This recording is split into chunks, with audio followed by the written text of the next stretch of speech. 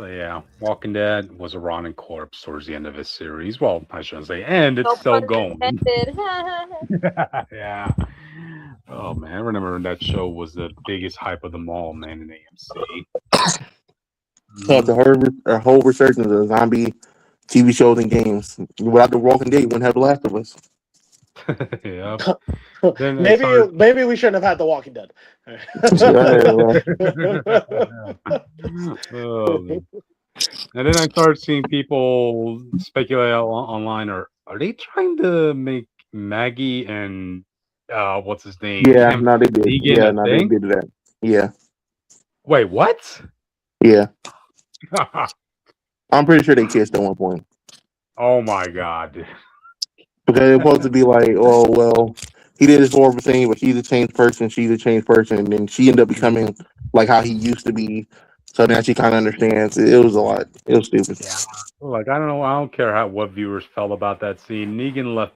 He was being merciful towards all of them, given how like what they killed like 80 of his men, and he's like, okay, let me just kill one, maybe two of you guys, and that's it. That's going. Yeah, that's The being funny pretty part is they love good. blaming Negan for that scene, but he only killed one guy that only one of them cared about. They didn't really care about Abraham. Let's be for real. and, Yeah, and yeah. then and then Daryl freaked out and tried to kill him. It was making him Hickling. Mhm. He was Nah, he literally just didn't about to try. leave. He didn't try killing him. He just punched Negan, and One of my point is he said, "Hey, yo, like, y'all chill, take this punishment, I'll leave. Cause y'all killed all like a lot of my people in their sleep. look, Like, I'm I gonna mean, kill look, one dude. person, I'm leaving." Yeah, look, dude. If I let you get away with punching me in front of my own men, I mean, what does that say about me? So I have to kill one of you It, guys. Come on, it come was on. just funny because like Daryl did that, and I was like, I can't remember one time Daryl talked to this dude.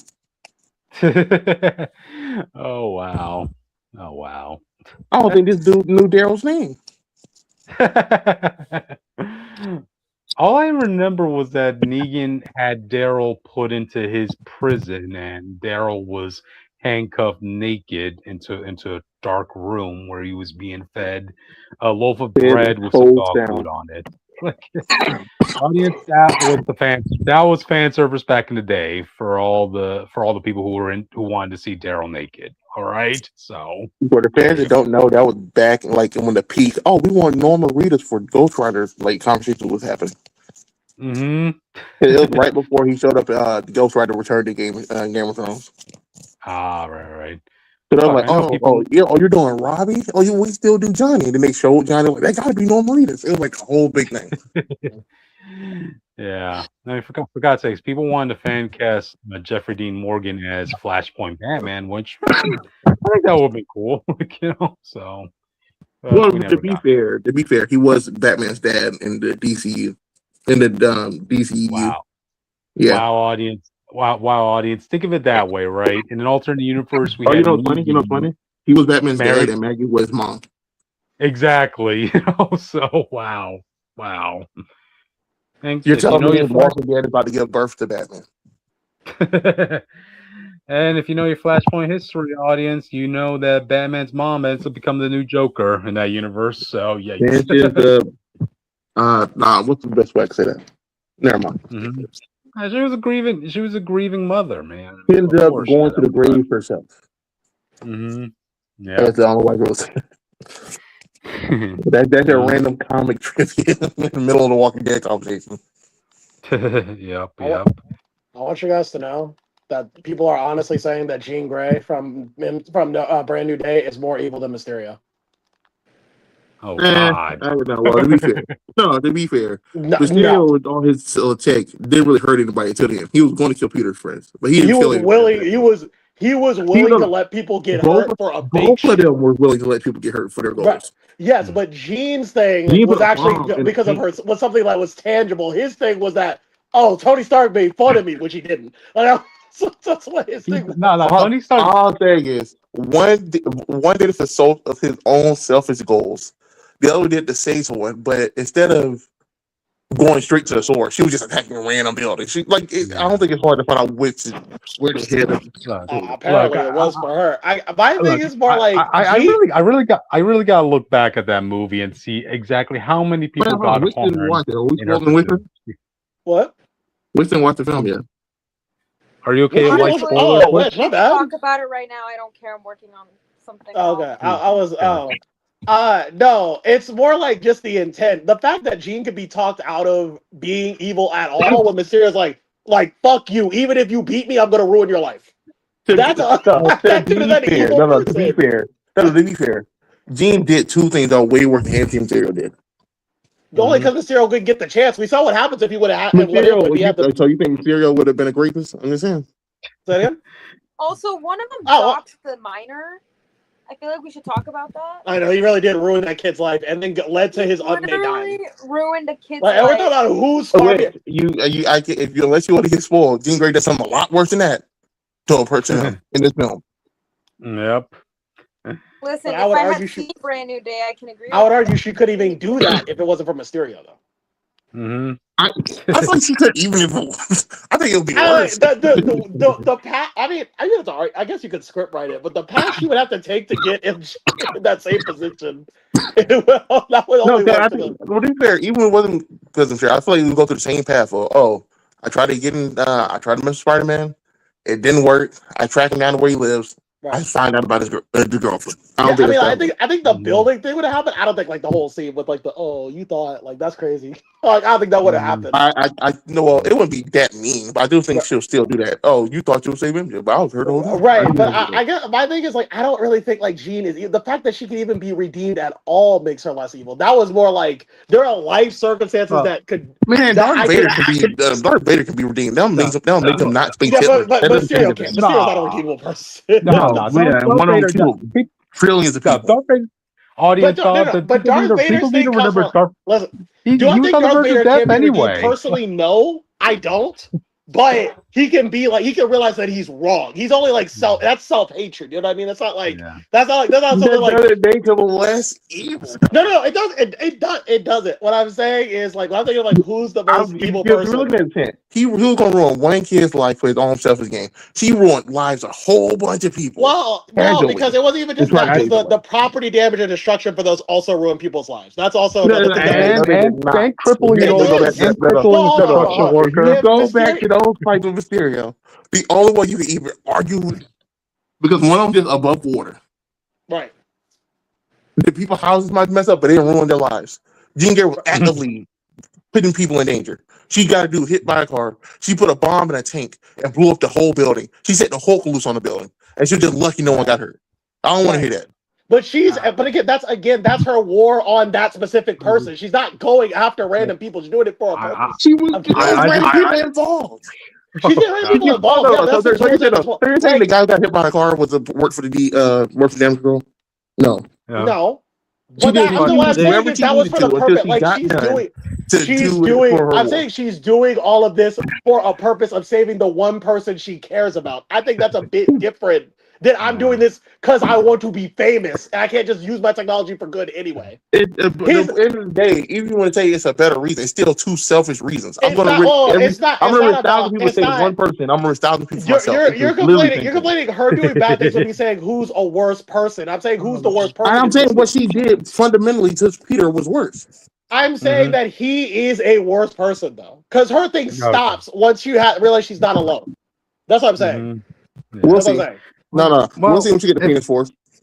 Well, okay. Well, I mean, she is in the X-Men, so yeah, she might actually. You know what? Like I said like we said in the review that's live on the channel, she might step over the line if it again. Okay, she's on watch. But if you like it, but I am saying if there's a Dark Board by the government who's a potential threatening mutant, we will put Jean on it as a potential.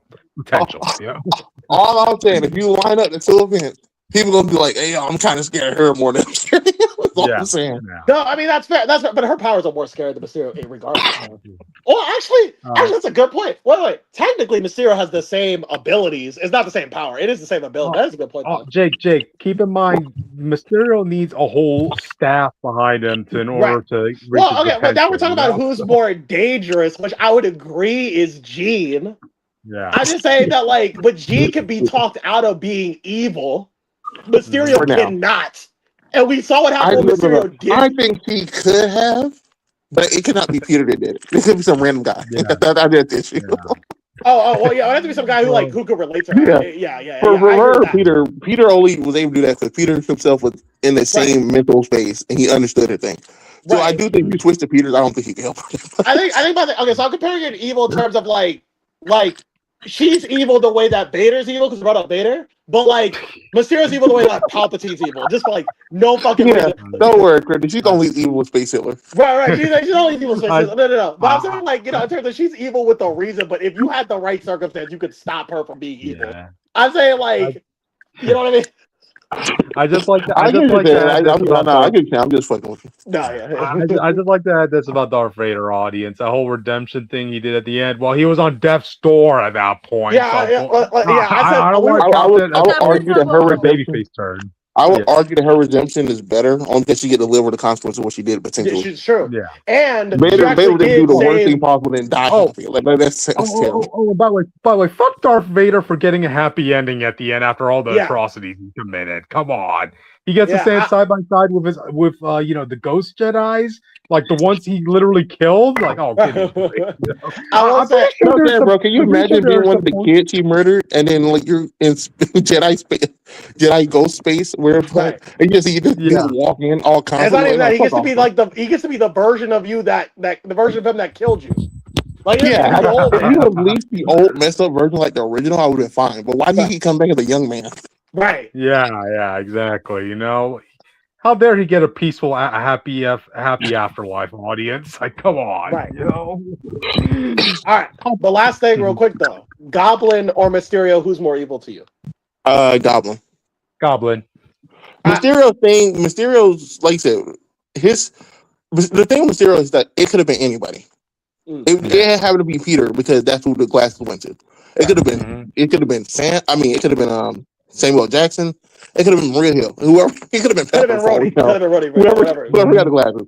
Yeah. Green Goblin just woke up and said, "Oh, this dude tried to help me. I have to kill him." Right. Well, okay. Well, here's the thing. So I thought about that, but I was thinking about it from Goblin's perspective because Norman and Goblin are not the same person, according to No Way Home. It's Jekyll and Hyde, audience. Yeah. Goblin's thing is like you tried to kill me, so fuck you. That's how Goblin saw it. No. I argue against that because the moment they got there, he was like, "We got a new world to conquer." That is true. But that does work against me though, because Goblin. Because if Norman is the good guy, like if then Goblin is just evil for no reason, right? Like if Norman and Goblin are different people, then Goblin is evil for no reason. Regardless, Peter tried to help him. The moment he saw Spiderman, he started blowing up that bridge. That's all I'm saying. Yeah, you're right. Yeah, okay. Yeah. All right, I'll give you that. Yeah, I guess I'll give it to Goblin. Okay, that's fair. Gotcha. I just love how we went from a series about corpses to Star Wars talk to Spider-Man talk. The conversation just happened. It started with Spider-Man and ended with Spider-Man. That's how you do it. And someone's name was like, Mysterio felt bad for Peter. I'm like, that's like a fake feeling bad. Like he's still trying to kill him. That doesn't make any difference. I think he felt bad. It just didn't matter. It's like, I feel sorry for you, but you're still in my way. Like, I don't think that doesn't give him any force. That's not real empathy. That's like, oh, I'm sympathetic to what's gonna happen to you, but like, I'm gonna kill you. Like, yeah. You're wearing everything that the man who screwed me over made. So beep you, man, beep you. I mean, like it's not like Thanos legit. Okay. Oh yeah, let's go. 9:45. Anyway, audience, let me get us started. Welcome, Contact Live, the news and reviews of the week, audience. You're here with me, Cryptid Secret 415. Whatever. I'm a Stargate fan now. Move on. You're with me, Jake Tylenol, the John Shepard of the real world, okay? But like not the one you know, the better one, okay? Yeah, not the Mass Effect one, the better one. Yeah. I'll figure out which one that is. Ace Comics, Bricky Wall, Austin. I guess I'm the Rodney King. I'm the Rodney King. That's the wrong person. Yep. We're gonna skip that intro then. Go ahead, Witch. I'm Richter, also known as the Witch of Jotunheim, pronouns they, he, and Bank of America, you got me fucked up. That's all I gotta say. Fuck you, bitch. Man, then fuck them back. Pause. Getting screwed over by the bank? I've never heard of that, audience. You know? Wow. Twice. Exactly. This is why people put all their money in pillowcase. Under the bed. And you know what? There's also why This is also why together we form the Phanatics and we talk about the news and reviews of the week. We formed the Fanatics that the Banks fucked us over. Yes, that's our Avengers origin story on a day unlike any other. When the Banks fucked us all over. Anyway, so on our special Monday nights, we talk about the media news. All right. So we were talking about Spider-Man. So you see on the cover, we're gonna be talking about MJ. MJ back in the news. I have a question real quick. Yeah. What's up? Have you guys noticed how, like, every time they reveal an actor to play a certain character or something like that, Cryptic chooses the most horny picture of I know. This dude is horny. No, this is a requirement. Are you trying to tell me something? It's okay. No, the audience. This is a requirement if you're landing a superhero role. You're going to have to build up a body, okay? And I don't discriminate. I'll put an attractive man and an attractive woman in the same thumbnail. All right? Yeah, I guess you say not sexist. Speaking of attractive, handsome men, Kit Connor is being eyed to play Cyclops. No, he already got casted. Yeah. No, he is Cyclops. He is. He's casted. Oh, okay. Well, I'm just reading. I'm reading the literal thing. Like, I'm not. I had to make a pun, audience. Kit Connor's being eyed to play Cyclops. That implies something different. Okay. And we're gonna be following up on the MCU news with cut content from Brand New Day, as well as Damian Priest voices the Hood and Marvel Rivals. Bro, I'm so mixed. As a wrestling fan, I got so many mixed feelings about that. Okay. So I'm assuming it's significant for some reason. Okay, cool. Yeah. It's gonna be a Marvel night tonight, folks, because we'll be also talking about Colleen Wing. Won't be in Daredevil Born Again season 3. What does that mean? What does that mean for the country? It means she's a liar. We'll get to that when we get there. All right, and Violent Night 2 finally got its sequel, so we here at the Fanatics are happy. All right, we're bad. I feel like we said that she might be Christian Bale. Kirsten Bale even back then. I didn't know it was. It's been a while since we talked about it, but hey, not the first time we watched it, but we watched this movie like 2 Christmases now. I feel like the second time we were guessing who Mrs. Claus would be. We're just naming famous actresses who will do the type of role. I feel like her name came up. Yeah, just saying. I think Scarlett Johansson could have been good Mrs. Claus too. So yeah. But yeah, that said, we have so much to talk about and so little time. But take a little time yourself to subscribe, hit that noti bell, leave a comment. Who is the most evil Spider-Man live action villain to you? The entire roster. All right, all the rosters. Okay, I'll rep it Mysterio, or I guess Goblin too. But I'm repping those two. But who are you repping? All right. There you go. Mysterio is more chaotic than evil. I don't really think he's fun. Wait, which one? Mysterio, I feel was more like chaotic, neutral. Where it didn't matter who it was, who did it, and Green Goblin's chaotic evil. I wonder what if Mysterio, Peter never found out Mysterio was evil, and then Mysterio got to beat him, what would he do? What? Something really happened. When the Void shows up, I love the idea of he's gonna fake it till he make it. It's just the funniest shit possible. When Doctor Doom shows up, what's Mysterio's plan here? To be fair, if you think about what he has, he's pretty good until the Void. Honestly, I suppose all those drones against Thanos, they probably wouldn't make them bleed. They're definitely pushing them back. They definitely caught this the distraction for the team. Right. But the Void is gonna suck them all to darkness. It's over. Remember, guys, Mysterio would have had the full resources of Stark Industry at that point, So that's true. But anyway, what we also would have had the Mysterio Buster. There you go. What we also need to talk about, audience? The socials. Go ahead. The socials, Lish. Hi. Yeah.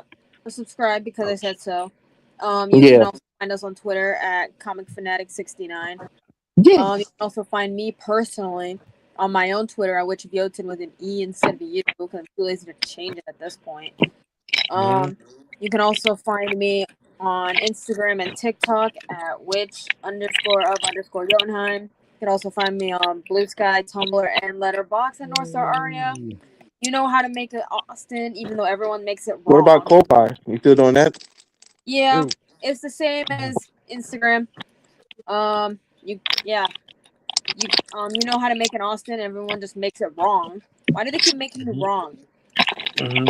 Are you still doing commissions? That's the question of the day. Anyways, you know how to find Cryptid and Jake. Where did I leave you? Are you hanging out with Spiderman or something? No, I went back to Deep Space Nine. I got to clock in, do my shift. You know, get Okay, out. have fun. Let me know when you clock out so that we can go to Quarks. Yeah, I got you. I got you. Oh yeah, Wick, you weren't here, bro. We made Cryptid watch Stargate, so he saw the American military deal with aliens. Yeah.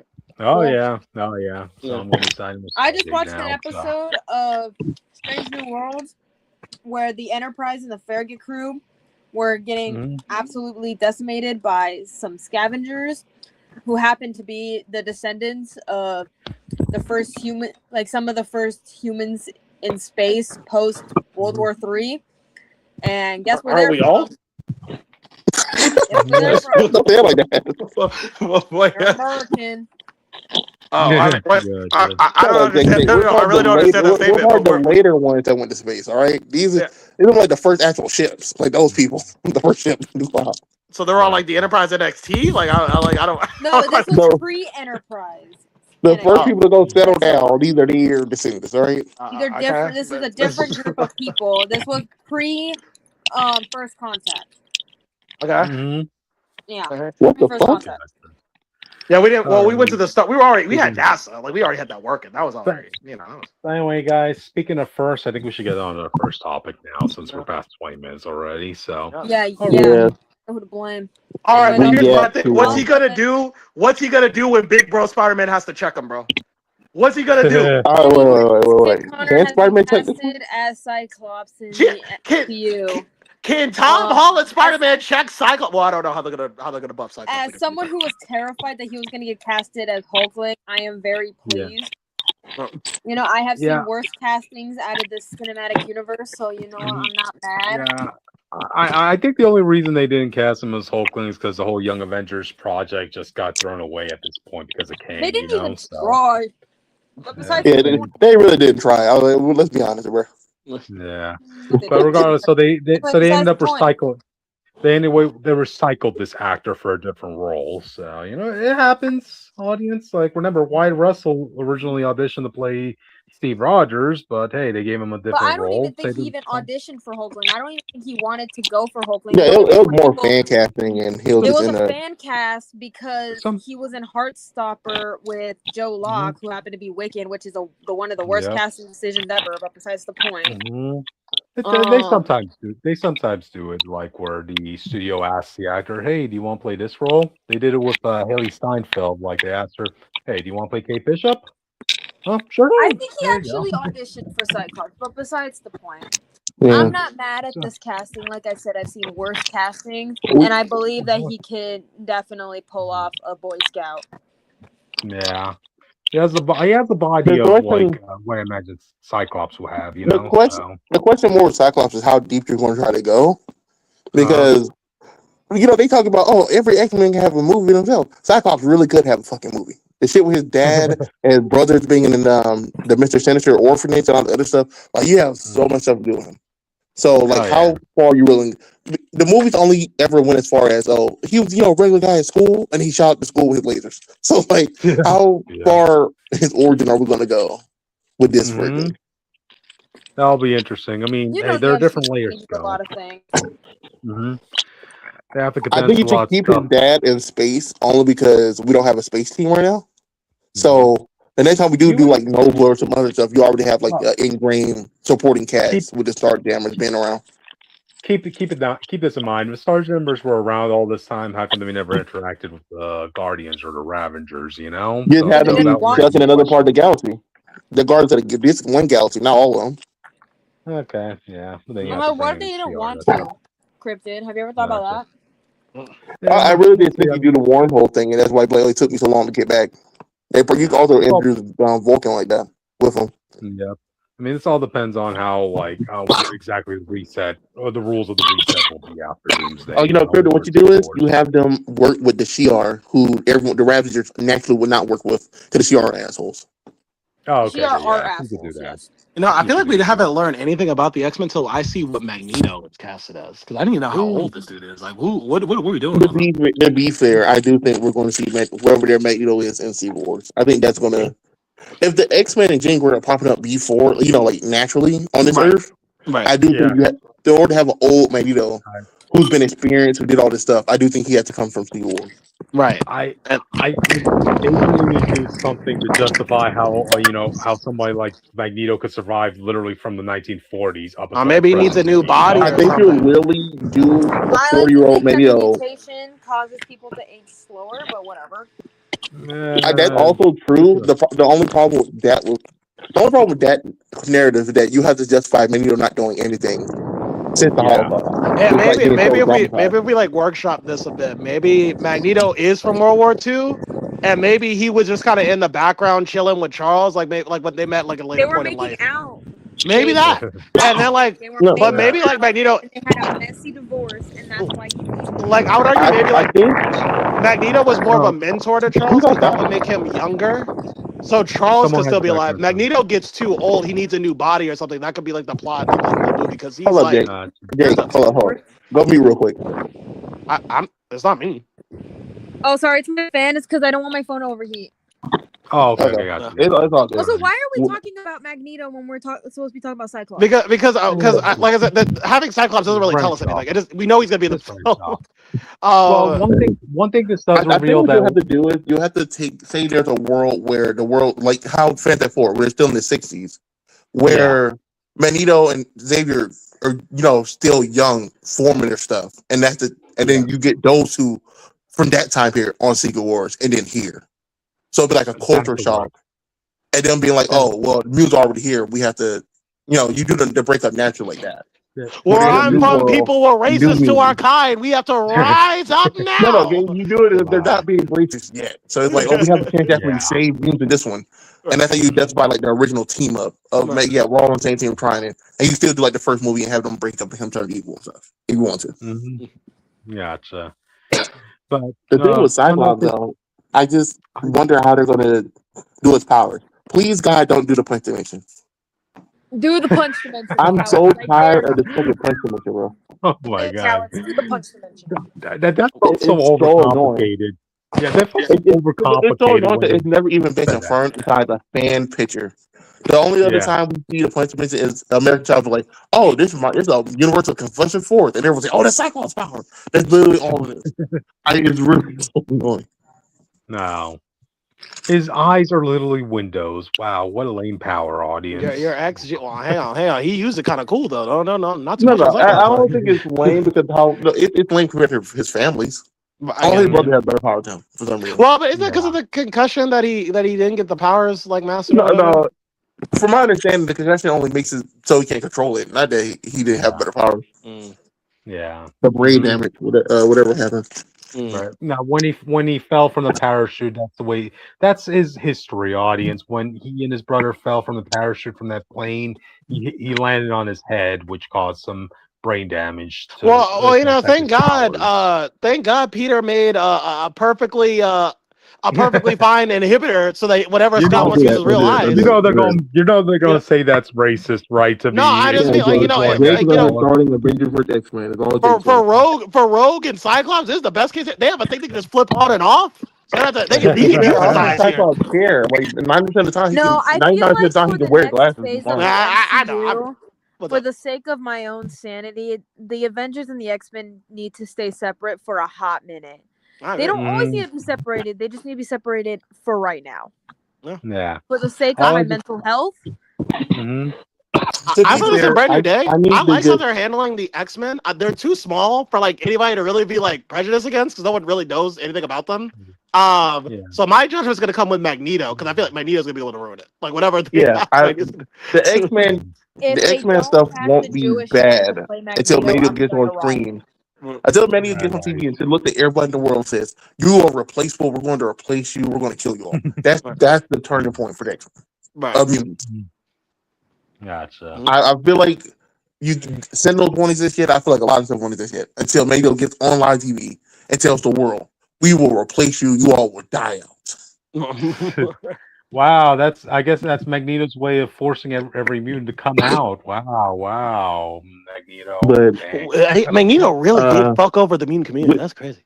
With Cyclops, though, I do hope he gets the Captain America arc of being pro Boy Scout to anti Boy Scout, in like the sense of Cap going, being so pro government and number one to not really trusting the government by Civil War.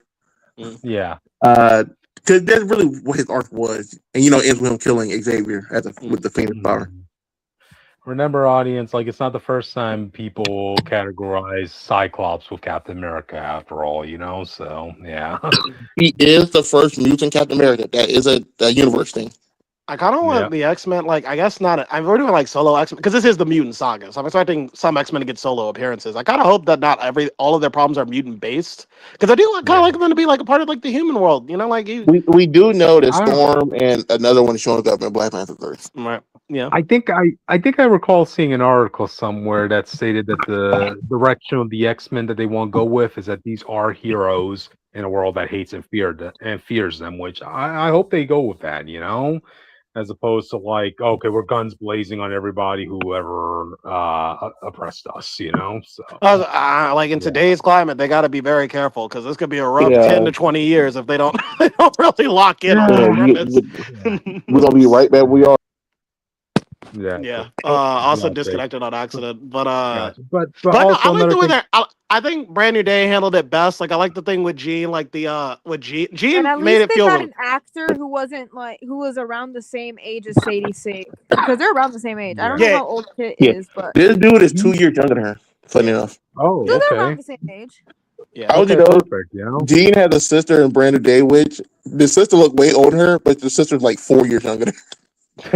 Wow, sometimes it happens. Yeah. So yeah, they are. You know what? I stopped giving a crap about ages of superhero characters years ago. No, it's not the character. Just visually, it's just interesting. The person looks way older. Now, are we getting a Wolverine for this timeline later down the road? You think? Can I be a real? Yeah, they're probably gonna do A23 though. But I'm not happy about it. I'm not either. I think I'm Wolverine. If it's Laura or Akihiro, I'll be okay. But if it's another Logan. Jake, we're gonna have problems. If it's Akihiro, he's just gonna get fucked over.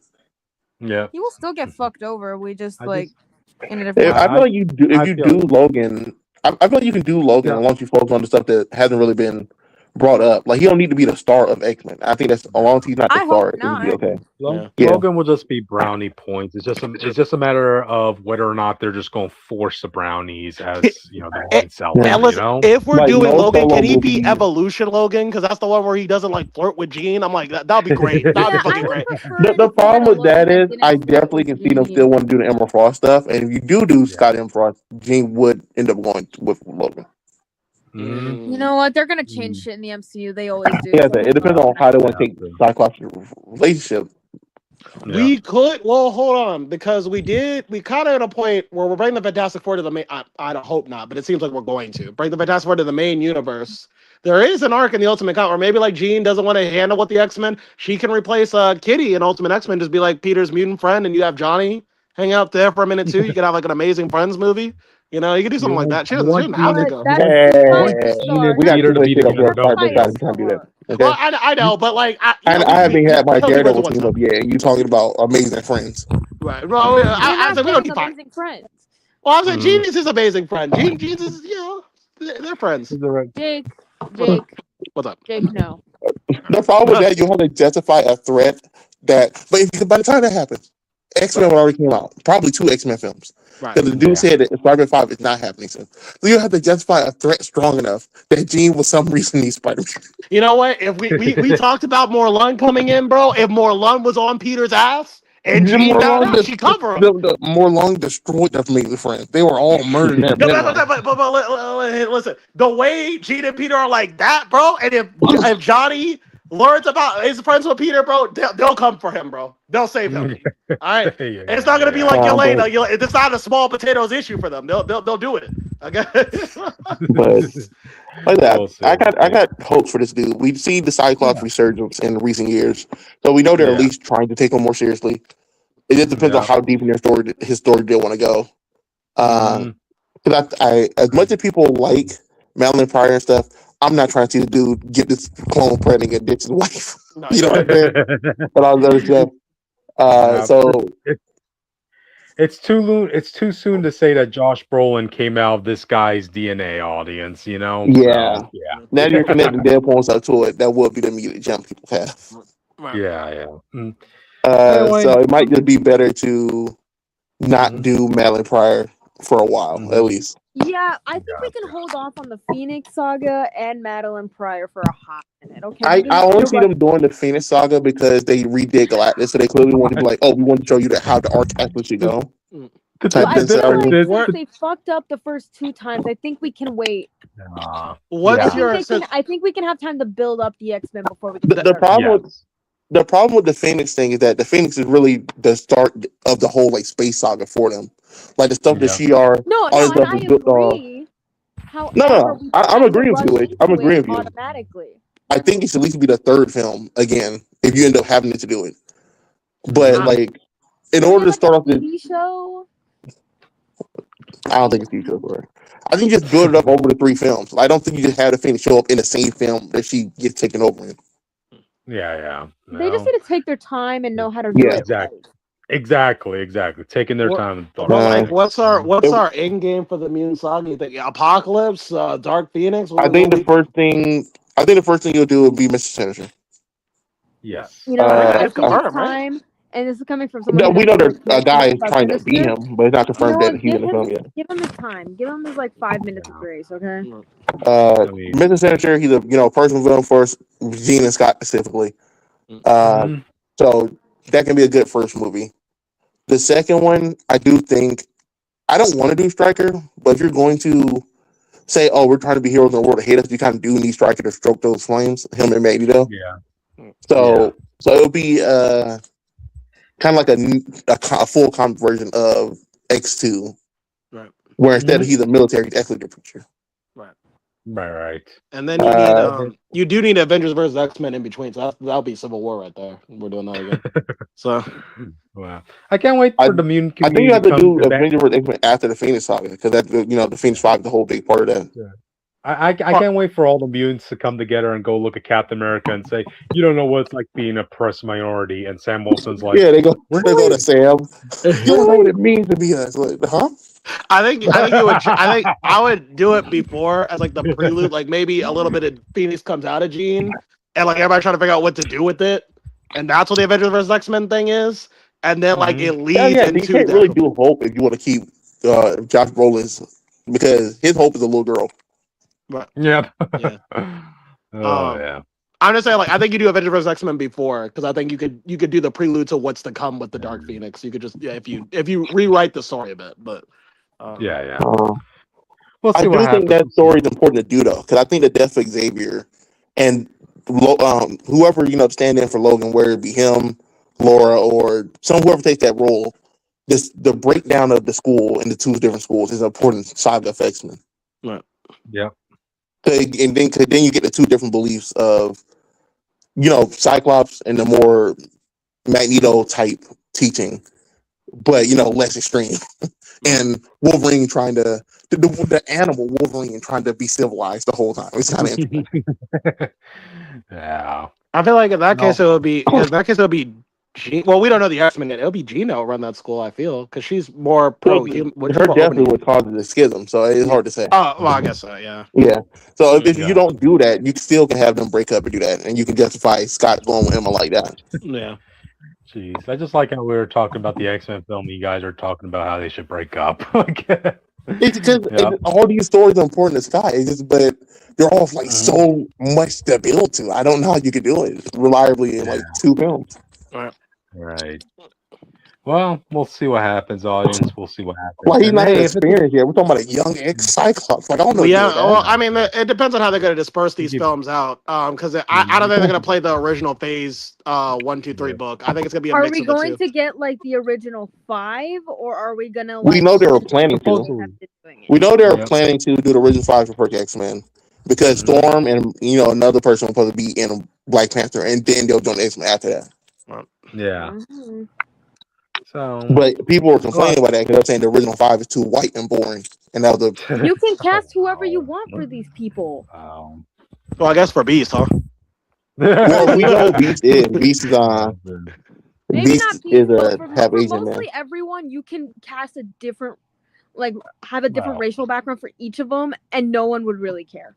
I mean, I wouldn't care I for think Beast people care because for he's just Cyclops because, I think people care for Cyclops because if you do make Cyclops like black, I do think there's a lot of stereotypes of Cyclops that is going to But look there bad. is a black Cyclops, though.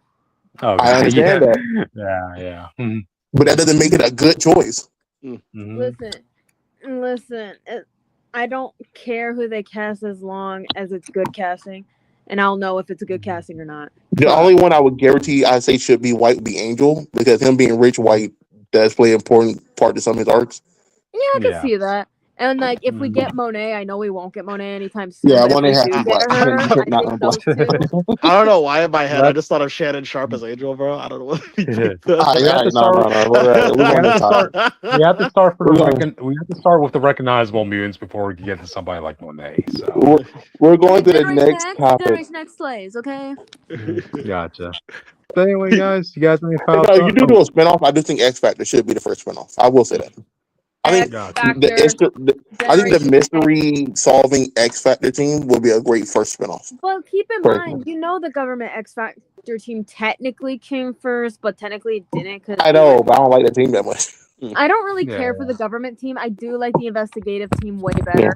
I think the government team will be a great TV show. I think the government team is important because I do like that X-Men 97 was. I mean, we talked about this on our review, but I like there was a government version of the X-Men just to to show that mutants actually were willing to play ball. I just don't like how they did it in that story. But that's my problem. They always ended like that where we can't. So I don't.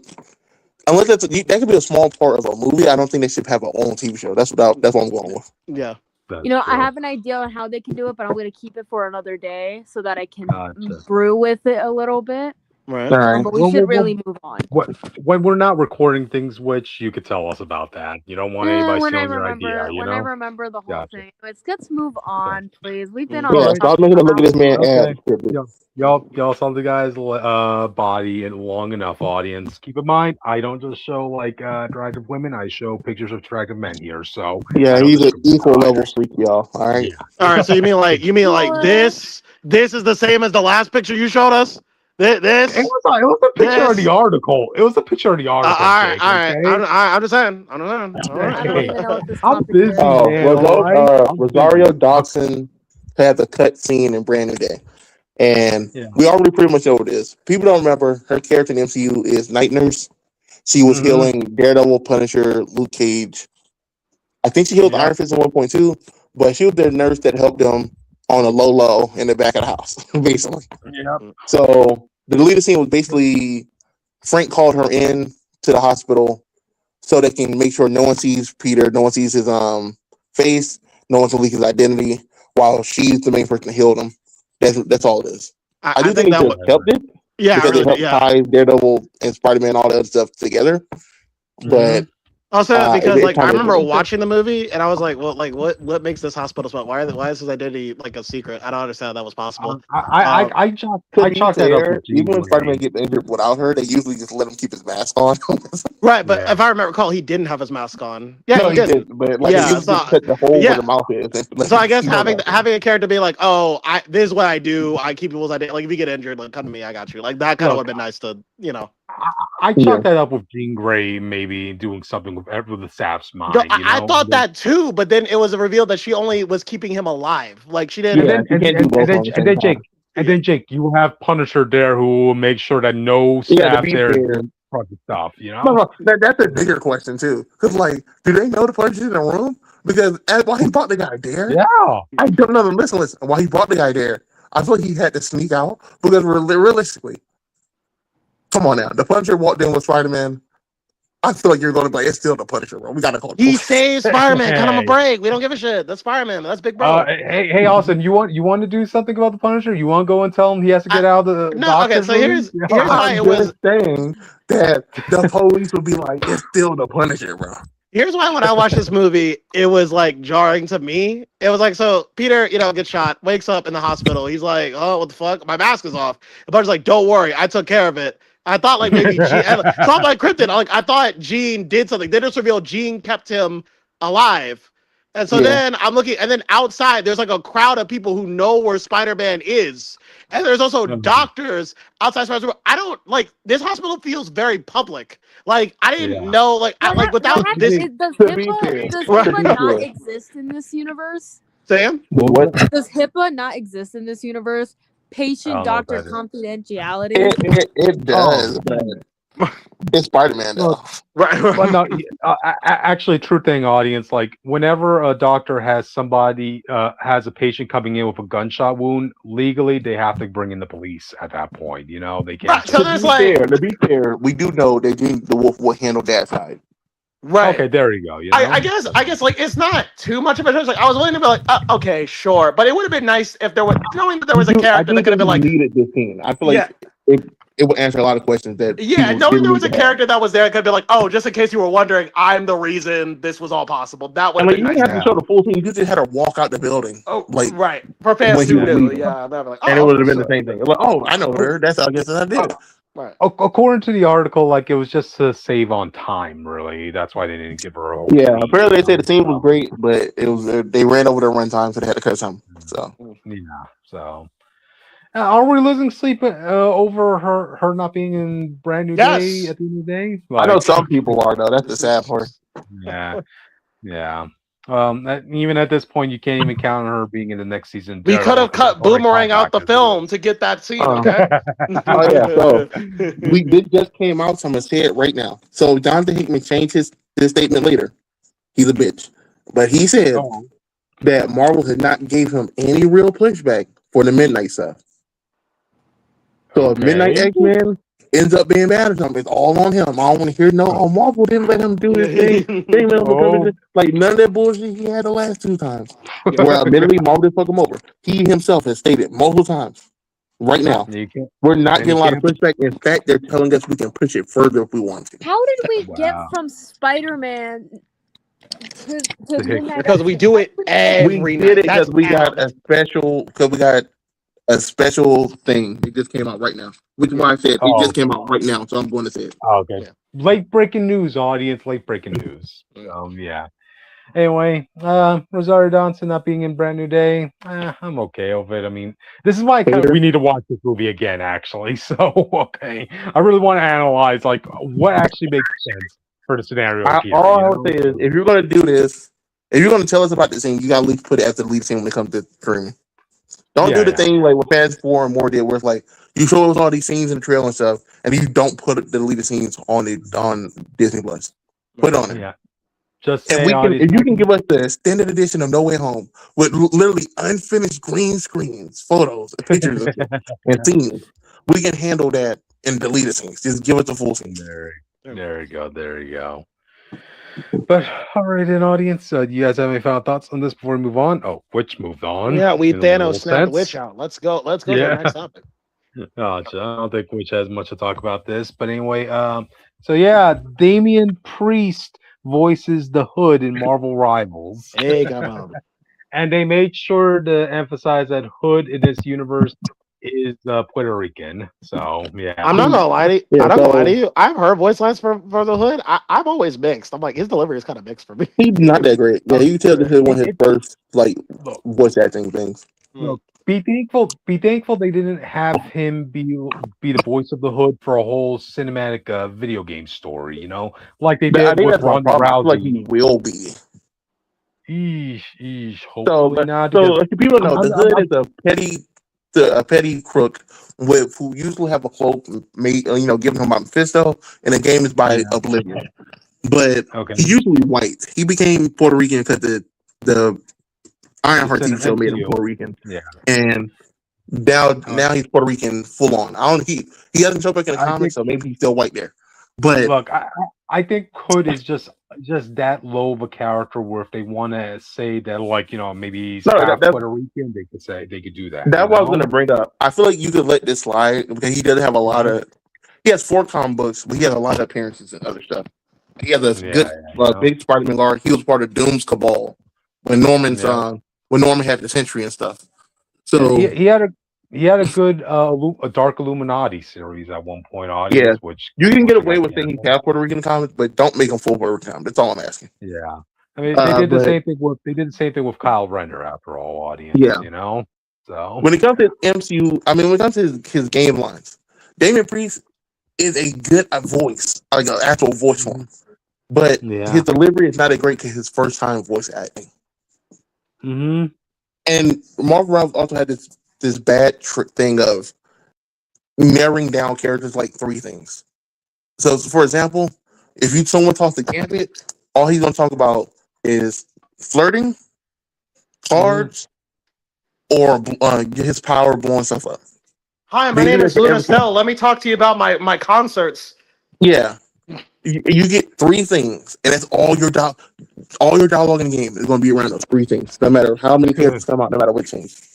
So with the Hood, obviously now is because he's Puerto Rican. If it's a woman, he's just going to flirt. And if you ask him about his power, he'll be like, "Oh, don't worry about my power. I got all the power in the world." And then the story will tell you, Jake, that he can't kill a fat dude. Also, his third thing is also if you see someone who's rich, he's gonna be mad at them for being rich. That's his whole beef in the game. Fun enough, they made him idolize Captain America as a kid, but when he does Ultimate in the game, no, he did as a kid, obviously before he went bad. So when he does his Ultimate in the game, because Captain America died, you see him do the Captain America star on his chest. All right. So, but I just want you to know his whole beef in the game is that Kingpin killed his dad, so he wants to kill Kingpin. And then every time he thought anybody, Doctor Strange, Wanda, he's like, "I got all the power in the world. This cloak gives me everything." And he's like, "Bro, you can't kill a fat dude. That's your you can't kill one fat guy." Which is ironic on this because the thing about Hood in the comics, or at least from the stuff I read, right? He wants to take Kingpin's spot, basically, you know. But for whatever reason, these two never collided. And you would think, like, if there's a one-on-one matchup between the Hood and Kingpin, Hood should take this easily, but apparently not, you know? Well, don't worry, Cryptid. He's about as useful as the Punisher. Hey, sorry you feel the need that the Marvel the problem with those two things, Jake, is that the Hood killing Kingpin actually wouldn't be a big thing. It just Kingpin's a big name character. Yeah. But the Hood taking Kingpin's face and being the Kingpin would be a big thing for New York. Yeah. It replace Kingpin only works because he has so many guys for him. You replace him with a guy with actual superpowers in the Tombstone gang war. It changes New York a lot on the ground level. Oh yeah, you know. So, and Punisher still won't be able to stop him. Funny enough, Punisher hater audience. Punisher hater. No. Punisher probably would be able to kill Hood. That's the funny part. Hood has good abilities, but he only turn like it. He has the power to turn invisible, Jake, but it only works as long as he's holding his breath. So just like Spawn, basically. Yeah. So Punisher would have openings to kill him. He just want to assassinate this dude. I'm just saying, audience. Punisher in current Marvel comics, right? He took out 2 big heads in the street crime family in New York, Kingpin and Tombstone. So just saying. Wait, so why are they so alive? Huh? They're out of the board, Jake. Yeah. They're out of the board. All right. They don't usually bring people dead. They don't usually bring people Punisher kill back to life and stuff like Jigsaw. Wait. Punisher and Tombstone are dead right now? Well, no, they're off the board. I mean, Kingpin's in the coma, and Kingpin's in the coma, and Tombstone is knocked out. Yeah, he's like, I'm getting the fuck out of here. I'm getting the fuck out of here. Now that Punisher's back. He can knock out somebody. Oh, he locked down a guy comparable to Luke Cage. Yeah, that's right. He's but still below Spider-Man's pay grade, that Punisher, but he getting there. Like I said, I think Damian Priest would have been good. He just needed more practice. They should have gave him more practice. My issue is he's a big name, like Kurt said. So the fact that he's here, I feel like he was promised something else besides just being. Because like realistically, we know this dude didn't know what the fuck the Hood was. There's no way he gave a fuck about this character. So that means they reached out to him, and since they reached out to him for this role, I do feel like they potentially promised him other stuff. So I'm just saying, if he shows up as a villain in the Tokon DLC, with Damian Priest. Don't be surprised. Yeah, it could be a possibility. I mean, I like to think that Damian Priest just saw that as opportunity. Like, let me just have some fun. I get to be a playable character in a video game from Marvel. Like, that's just the way I like to look at it, at least. So yeah. Yeah, But man. He just needed more time to practice, bro. They did him dirty. Jake, I would say this though: he's not as bad as Megan Fox was in Mortal Kombat. No, I've heard him. I know that. Right? Yeah, I know. I still hold Ronda Rousey as Sonya Blade as one of the worst voice castings ever. I think those two are worse. It's more. I think Damian Priest only really looks bad because he's around. Everybody he saw to is experienced voice actors. Yeah, they at least did something good and not actually cast him for like a role for Hood for like a series, for a cinematic movie scene, And funny enough, if you saw the Hood's second skin, it's very clearly based on Damian Priest. Of course. So yeah. Good on Priest for getting some more offers, So yeah. I will say this though, Damian Priest, you lucked out because look, if the voice acting the only thing that was shaky, at least your character is a good character in the game. Yeah. If you had that voice acting and the character was also bad, he would just be getting shit on the whole time. I promise you. But his character is good. His character is a great tank. Yeah. Just saying, Damian Priest, some acting classes made a world of difference for Roman Reigns. So, Yeah, like I said, this isn't a bad route for you, Damian Priest. You can still wrestle and voice act pretty easily. So, if it's the route you want to go with your career, just keep practicing. You'll get better offers and better writing at some point. I promise you. Hey, Austin. How soon before we see Damian Priest go to that pay-per-view event wearing a Hood-themed attire? Realistically, it's probably the next time he fights. The next main event he fights. It's either that or WrestleMania. Probably. Well, I mean, he's in AAA right now, so it's gonna be a while. Yeah. Well, then the next thing he fights in, he definitely should wear it and just rip it off when he gets it on. That's true. But already, audience, you guys have any final thoughts on this before we move on? No, it was an interesting choice. I don't think anyone expected Damian Priest in this game. Yeah, exactly. So if anybody was going to be in this game, it was probably going to be John Cena, Batista, or you know what? Shout out to the Hood for telling Ryu like it is. How come we all don't have cars? If we're all your family, where's my flying car? Yeah, ratio him. I hate it when you said that. I'm like, bro, you can't be bragging about having the power to God and this Hood and all that, and then be bitching about a flying car. You can fly. Yeah. The flying car for people who can't fly. You don't beat Johnny in the flying car, do you? I don't think so. That's true. Well, audience, I guess with that, we should probably move on to the next one. Go ahead. Who wants to announce this one? Go ahead, Jake.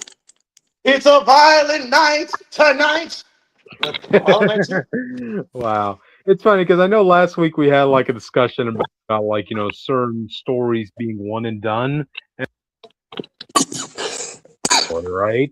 But god dang, like I still feel like there's more potential. To be fair, they told us when this movie came out, it was in a sequel. Yeah.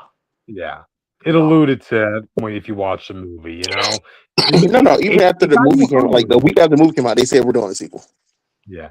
It got you hungry for that because you wanted to see, okay, what was Santa Claus's history back when he was known as Nikolai the Red? Like it really ain't that, bro. The movie ends with his wife sending him a sledgehammer with a note saying, "Hey, yo, finish this shit and get home." Yeah. So I'm like, bro, he had to be her doing like the Viking time. That's ridiculous. Yeah. This is Nikolai the Red's wife, not Santa's wife. Yep. I just want to see these two. And by the way, guys, I actually didn't watch this trailer. I saw the first 10 seconds and then I realized I'm gonna watch this movie anyway. So let me hold some surprises for what. The only thing I'm gonna tell you about it then is confirmed that we're dealing with a new family, a new threat. I think that kind of makes sense. That was the best thing you could do. I didn't want to see that same family again. Like how much trouble can one family get in, bro? Exactly. I feel like if Santa Claus saved your life one time, you better turn your whole life on. Yep. Just saying, audience, Santa belongs to everybody, not just one Yeah, exclusive rich ass I family, you know? I So think people like underrate. Like if you find out Santa was real, most of the kids in the world will turn around. Look at that, Oh, guaranteed you. If you're a good kid, you get you're not whatever you want on Christmas. but then you're not gonna be in the nice list because you know you're just doing good just so you can get something out of it, you know? Like that's not No, being yeah, nice. but you're not doing anything bad. You're doing it. It's an exchange at that point. I think that's fine. Okay. I be nice. Gotcha. You give me what I want. Everybody wins. I don't do. I, There's no nothing bad. No cold. I, You know what I'm saying? I just want to see that one kid who's like, I'm gonna be extra good all year long, because on my Christmas list, I want the Iron Man armor. So Santa's like, what do you And want you me know to what? do, He'll give kid? it to him. It just would not work. It'll be it'll be a standard. Yeah, this isn't the Powerpuff Girls Santa Claus where you could give a kid the Powerpuff Girls powers if they ask for it. So you Yeah, he know, don't even know how his magic works. I do hope he kind of learns as the movie goes on. I would If like you to know think, the first movie, he sort of says, "I don't know how this shit works. I have no idea," yeah, and he'll have trouble activating it like all the way through the film. yeah. Pretty much the gig he has as Santa Claus feels like more of a punishment for him, you know. So I would like to think that his wife probably is his handler of some kind, you know. So we'll see where that goes. Man, Yeah, December is I going. do hope they explore that. Wait, we need to see the moment he went from Nikolai Red to Santa Claus and how that happened. Because he don't know how to use Yeah. his power. That means someone gave it to him. Yep. So the idea that Santa Claus made a pact with God for power to help kids is kind of funny. You know, Gotcha. Man. you know what? He could be Jesus Christ for all we know. What if he's Jesus Christ? Like, what if it goes that far back? Oh man, I want to see the story. I want to see how they delve into the story of how Nikolai the Red interacted with Jesus. Like, was he there when he was being crucified or something?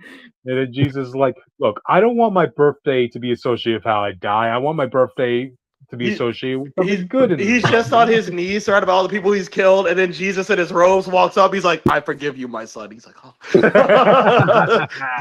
how could this be?" You want to make it up to the world for all the lives you took. The path of redemption awaits you. Mhm. Gotcha. But no, this is But gonna be I do exciting. think Kristen Bell's a good choice. She is a good comedy actress. Yeah. She You wasn't a want good to see teal. She wasn't a good Tila audience, but in this role she's in, it looks like she's gonna have a lot what? of fun with it, you know?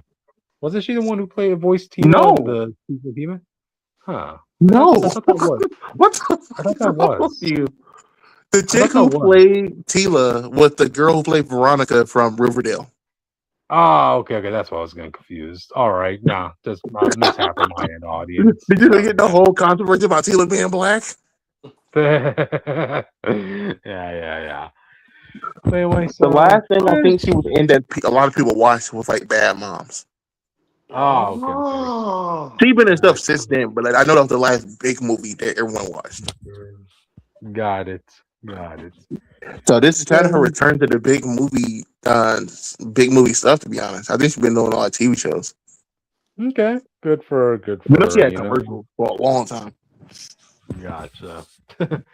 Just gonna have a lot of fun with this audience, but man, I gotta say, for December audience, that's gonna be an expensive month for movies because you have this, you Dude, have Doomsday, I forgot you about have that.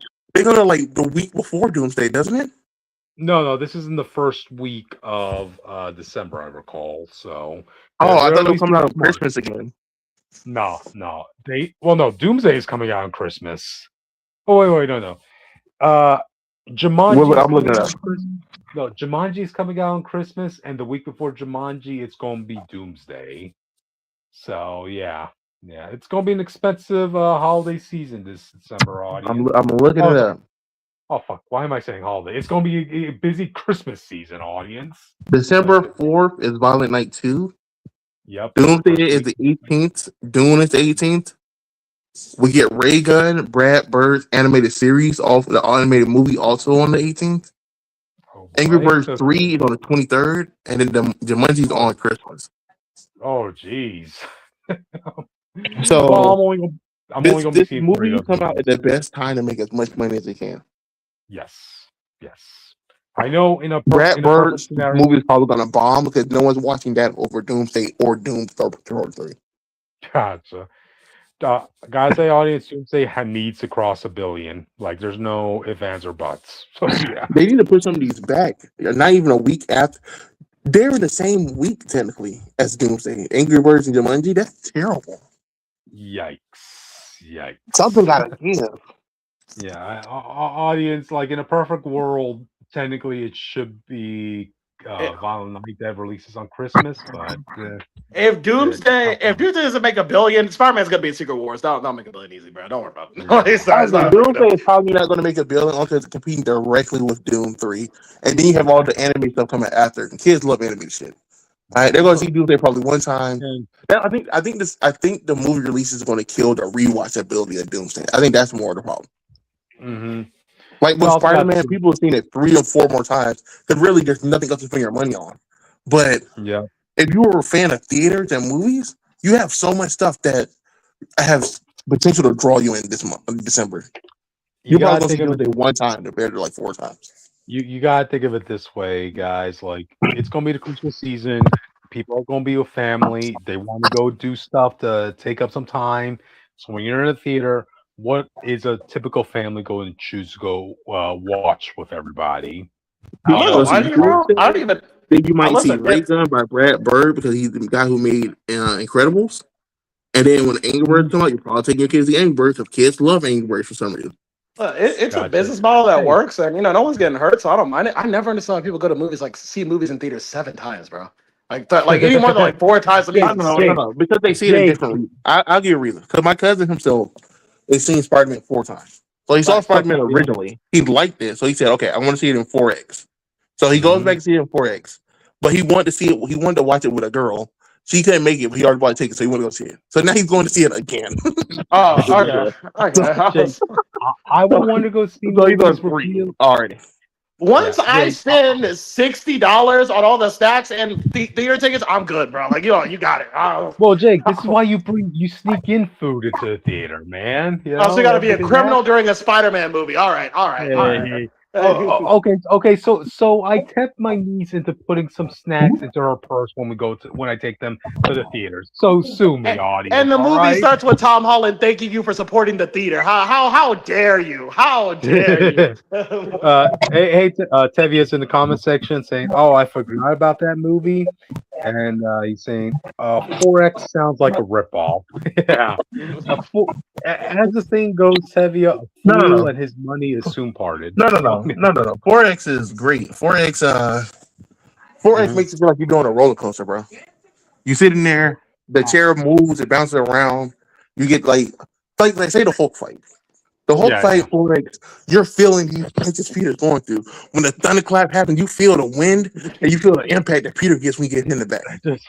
That just sounds like 4X is a roller coaster experience. You're just like Hulk, please. You're like begging with Peter. You're like, it's me.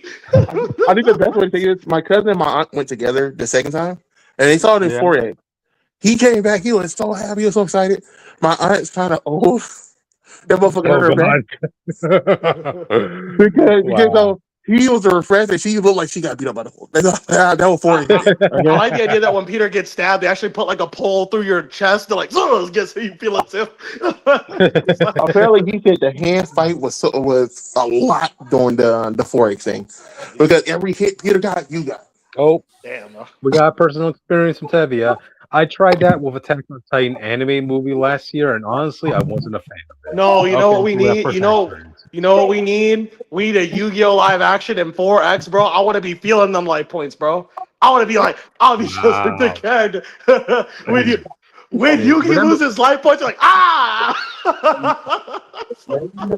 Remember the rules in Yu-Gi-Oh, audience. No direct attack. That's what we did for Dark Side Dimension. Okay, that's cool. Remember Dark Side Dimension was so funny because every hit did mean something, but they couldn't do they couldn't electrocute you. Right. So when it was like Dark Side attack and all the attacks look electric, they had to like figure something out to do. It'll very funny. Yeah. Oh, did you- Remember the rules in Yu-Gi-Oh! Audience. No direct attacks below the belt. All right. So, yeah. But what if it's like a blue eyes shining blast? Then that goes all the way up, that goes below the belt. Easy. Well, if it's a full body, I think that's different. So okay. Yeah. Yeah. Anyway, regardless, I'm gonna go watch this. If I want to see this in 4X, I would like to see some movie in 4X just to understand what the experience is like. Because, personally, audience, I would see the movie has to be right for it to justify that sort of scene. So 4X for you, I will argue doing any movie with a lot of fights or any superhero movie usually is a good 4 experience. Or Like, it has to become like Jumanji. Yeah, like in my experience, audience, like when it came to all the Godzilla and King Kong movies, I had to see them in Dolby. I had to get the full giant screen of human fence. I did Godzilla vs. Kong in 4X, bro. That shit hurt. Oh, it should. Damn, I need to find a 4X theater in my area, audience. You know, dude, bro. Heaviest thing. Godzilla being of Kong. I just like that. That's why I'm so heated in their view of me and Philly talking against y'all. And it, bro, I was with Kong. I feel like I got beat up like Kong. I felt that. There you go. You weren't in the trenches. You weren't like me. Tevius thing. For the record, Attack on Titan anime movie combined the last 2 final episodes into a movie in theaters. That was fun. The 4X stuff, not so much. Oh wow, that kind of seemed like cheap a bit actually. I think Austin's like, me and Cole were fighting for our fucking lives. Oh wow. There you go, audience. But you know part that hurt the worst though? What's up? So the part that would hurt the worst was the effect of Godzilla getting hit with the atomic blast from Mechagodzilla. Yeah. Because the chair violently shoots you back like Godzilla was. So it really does have you like with your hand like God. Like you were like Godzilla that scene, bro. But Godzilla scratching Kong's chest and stomping on him, like it's a really fun experience to get immersed in the film. Okay. Mm-hmm. Gotcha. This is why you go to theaters, audience. You want an experience, you know? I mean, I know someone like Jake would be wondering, why would you go multiple times to see a movie? Well, keep in mind, if I see the movie in 4X, that is the last time I'm watching it in 4X, okay? Wow. You're not going to get another chance in your life to see it in 4X. You ever think of it that's why man? I took the one time. I did it the one time. That's the one time. Oh, y'all act like disposable income in this economy. I went to the gas station, had to pay $60 to pay half my tank, bro. I'm not going to baby. Oh, so half a tank. Okay, wow. Okay, that's okay. All right, well. If you want a cheap 4X experience, what you do is you wait till the movie's almost to the final run. You go in, you buy a ticket for a cheaper movie, and you just walk in for it because there's a lot of people in it. Gotcha. So you're like, oh, Spiderman 4 to 9:30. I guess I'll buy a ticket for the debut at 8:30, and then just wait and just walk in. Mm-hmm. That's true. But anyway, audience, I think we talked enough about Christmas, and it isn't even Christmas yet. It's still it's not even live, but we can't even lie and say it's Christmas in July now. Yep, true. But anyway, audience, I think we should probably move on to the next topic. You guys ready? Yeah. Okay. I'll talk about it. What's her name? Okay. Colleen Wing. Oh, Colleen Wing talked to return to the MCU. So people don't know. She turned down the role of Shang-Chi. Because she said, I don't want to come back to the MCU until I can come back as Colleen Wing. Yeah. So now it's finally time to come back to Colleen Wing, and they're trying to find a way forward. And she says, no. Well, to be fair, you have to kind of first bring in Iron Fist before you can bring in his supporting cast, you know? No. They are, though. They'll all come back in the same season. Yeah, you first make Iron Fist relevant, then you could bring in the supporting cast, you know? No. Iron Fist and her are both supposed to come in the next season. That's what I'm saying. Oh, okay. Well, I mean, you don't want the season to be overcrowded, you know. At the end of the day, this isn't a Defenders show. This is a Daredevil show. You gotta still Yeah, need a but that'll change spotlight on if him and everybody stuff like returning that. back to New York. And that's the whole point of next season. You Everybody's have to. coming back to be active. You can't. I mean, they're not gonna bring in. They can't bring in possibly everybody. I mean, who else You're is left literally out? arguing against that when they're doing it. They're literally doing it. They're bringing back everybody but her. Okay. Well, Missy Knight, she confirmed.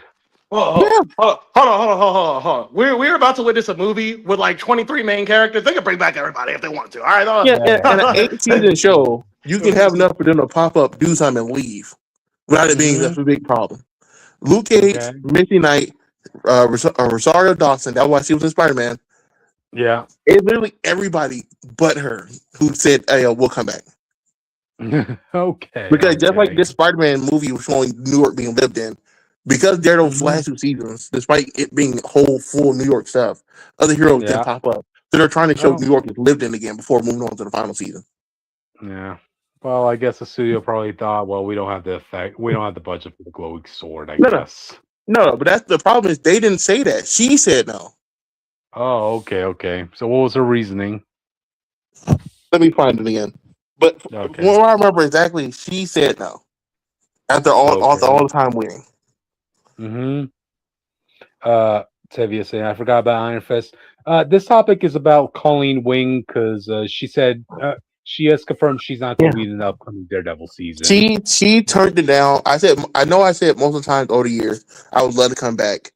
I know that everybody is coming back in this season, but I'm not in this season. We did have discussions about whether I should go back this season, but for me, her story ended and it's over, so I'm not coming back. Oh wow! Well, her story ended. She has the Iron Fist, and she's gone. That's it. That's her story. And I was like, you can't tell us you want to come back, and they did be like, oh well, actually, her story ended in like the worst way possible. Wow. Well, I mean, the last time she was calling Wink was like what, 8 years ago? Well, no, 5 years ago. Audience. Like, I probably just felt differently in the span of that time frame. I imagine. Yeah, but the last time she said it was like a few months ago. Well, you know, don't know what changed. She was saying it since the show ended. She said it when they wanted to cast her in Shang-Chi. Yeah. They wanted her to be Awkwafina's character. Okay. And then she said it recently when everyone was starting to come back, like when Luke Cage first showed up. And like, oh, I would love to come back. And Luke Cage showed up last season. So she's been consistently saying this, and now she's suddenly saying she doesn't want to. So I do, but like that, it might be a company thing, or I think I personally she turned down because she wasn't getting paid as much as she thought she was worth. But then I was like, you have to remember, they're bringing everyone back. I guarantee you, not everyone's getting the same payment as Daredevil. Oh fuck no! Like when you're when you have to compare yourself to somebody like Luke Cage or Jessica Jones, I mean, come on, you're not as high in the total pool compared to those characters. Somebody has to be in the bottom. Tevia saying, so are they retconning Iron Fist season 2? Well, you got to remember, Tevia, years passed since season 2, so they had their own stories and adventures in between. So, yeah. Okay, but Colleen Wing, it's a shame they couldn't work things out. I mean, I know people remember, audience, at the height of the Netflix series, there were talks about her having a show with Missy Knight, the Daughters of the Dragon. Yeah, but unfortunately, things could have worked out Netflix, So, but I do like you brought up retconning Iron Fist season 2. I think they have to. Oh, okay. Not only because of her, but everything they did with Iron Fist, the show, kind of ruined that mythos. Kunlun's already gone. They didn't want to explore the other cities. We don't even know they exist. Yeah. You already killed the Steel Serpent and all the other stuff. A lot of the main things Iron Fist needs to get started is already ruined. Yeah. You can't just have him come back and be like, oh yeah, Kunlun's back. Like, actually didn't get destroyed. Like, nigga, you failed Kunlun twice. Oh, wow.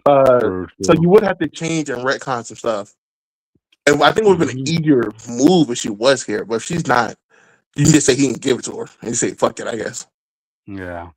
You can say, like, something happened and she gave the power back to Danny. So Remember, season 2 ended with her having the main Iron Fist, him getting the Iron Fist back somehow, having both hands, and him doing the orange Randall Orson, where he has both hands Iron Fist, but he's using guns and powering it through the guns. Oh man, I think that's even a bigger discussion. Like when we see Danny Rand come back, is he actually going to be having the power to use fist or not? I don't know. I feel like he will, only because she's not coming back. I feel like if she was coming back, they would have him get the powers back in the episode, like in the thing. But since she's not coming back, you kind of just have to give him his power.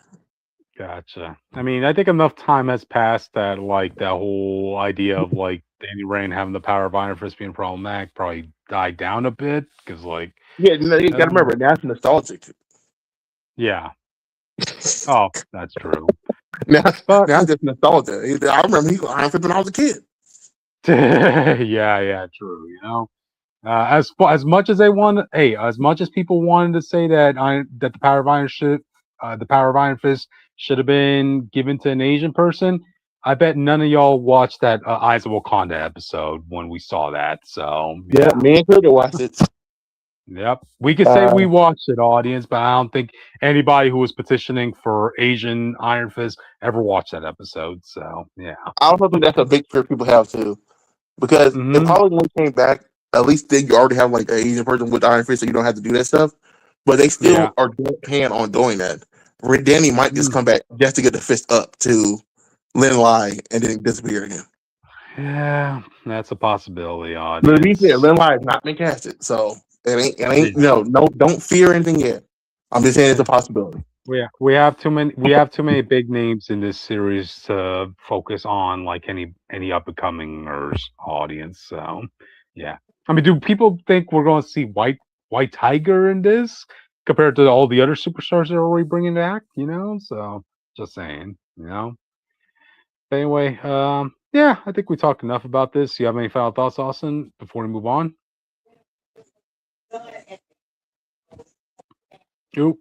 No. Okay. Well, anyway, audience. Oh, my bad. Oh, okay, gotcha. Anyway, audience. Okay, not a problem.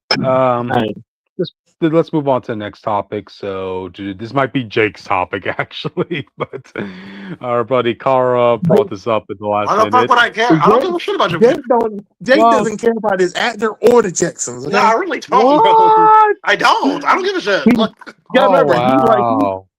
likes Jim Carrey, but he doesn't like him Eggman. Okay. Okay, so the Jetsons are more me and your time than Jake's time.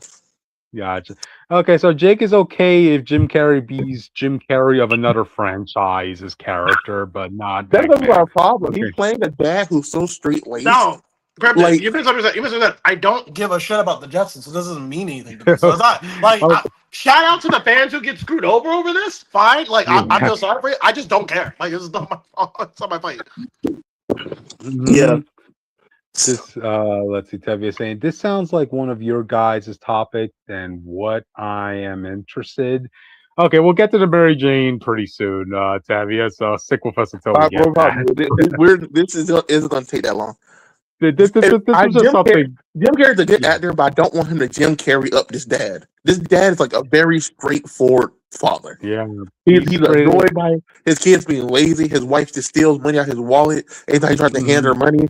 Like he's a very straight character and straight-laced character, and Jimmy, and he does not play that all the time. He's a good worker, audience, even though Mr. Slave treats him like crud, So yeah. The only question I really have, it's not so much a question, it's more of a concern, is when they talk about Judy, because are they going to make her boy crazy like it was in the show? I don't know. I feel like they did try pretty well. Oh, we got to add more depth to her. She can't just be boy crazy. The fans don't like that anymore. Yeah, well, no. Well, will they eliminate that aspect of her because it's not empowering? I feel like they will, only if Jim Carrey doesn't ask for it to stay. If Jim Carrey actually cares about the Jetsons, and that's why he started on, I feel like they will try to be, the family leads will be closer to the characters than he is. Gotcha. Tevye saying, I don't really care about the Jetsons. Even as a kid, I never cared about this show. Granted, I was born in the 90s. This was before my time. Hey, I was I born was in the born in 90s 92 too. too. It's just Birds of I a know about the feather. show. I remember seeing some on Boomerang and stuff when I was a kid. Mhm. Uh, Gotcha. Cartoon Network had that extra channel that had all the old cartoons. So I remember Yeah, seeing it. they brought Boomerang was made for Jetsons to bring Jetsons back to our generation. Yeah, You know? the Hanna-Barbera stuff, all that came back. Yeah, So yeah. Hey, I remember in my comic book shop, right? One of the staff members who was there, he no longer works there anymore. He moved on, but like he made a joke about the Jetsons. Hey guys, do you remember Elroy's diverse friend? Nope. Yeah, exactly.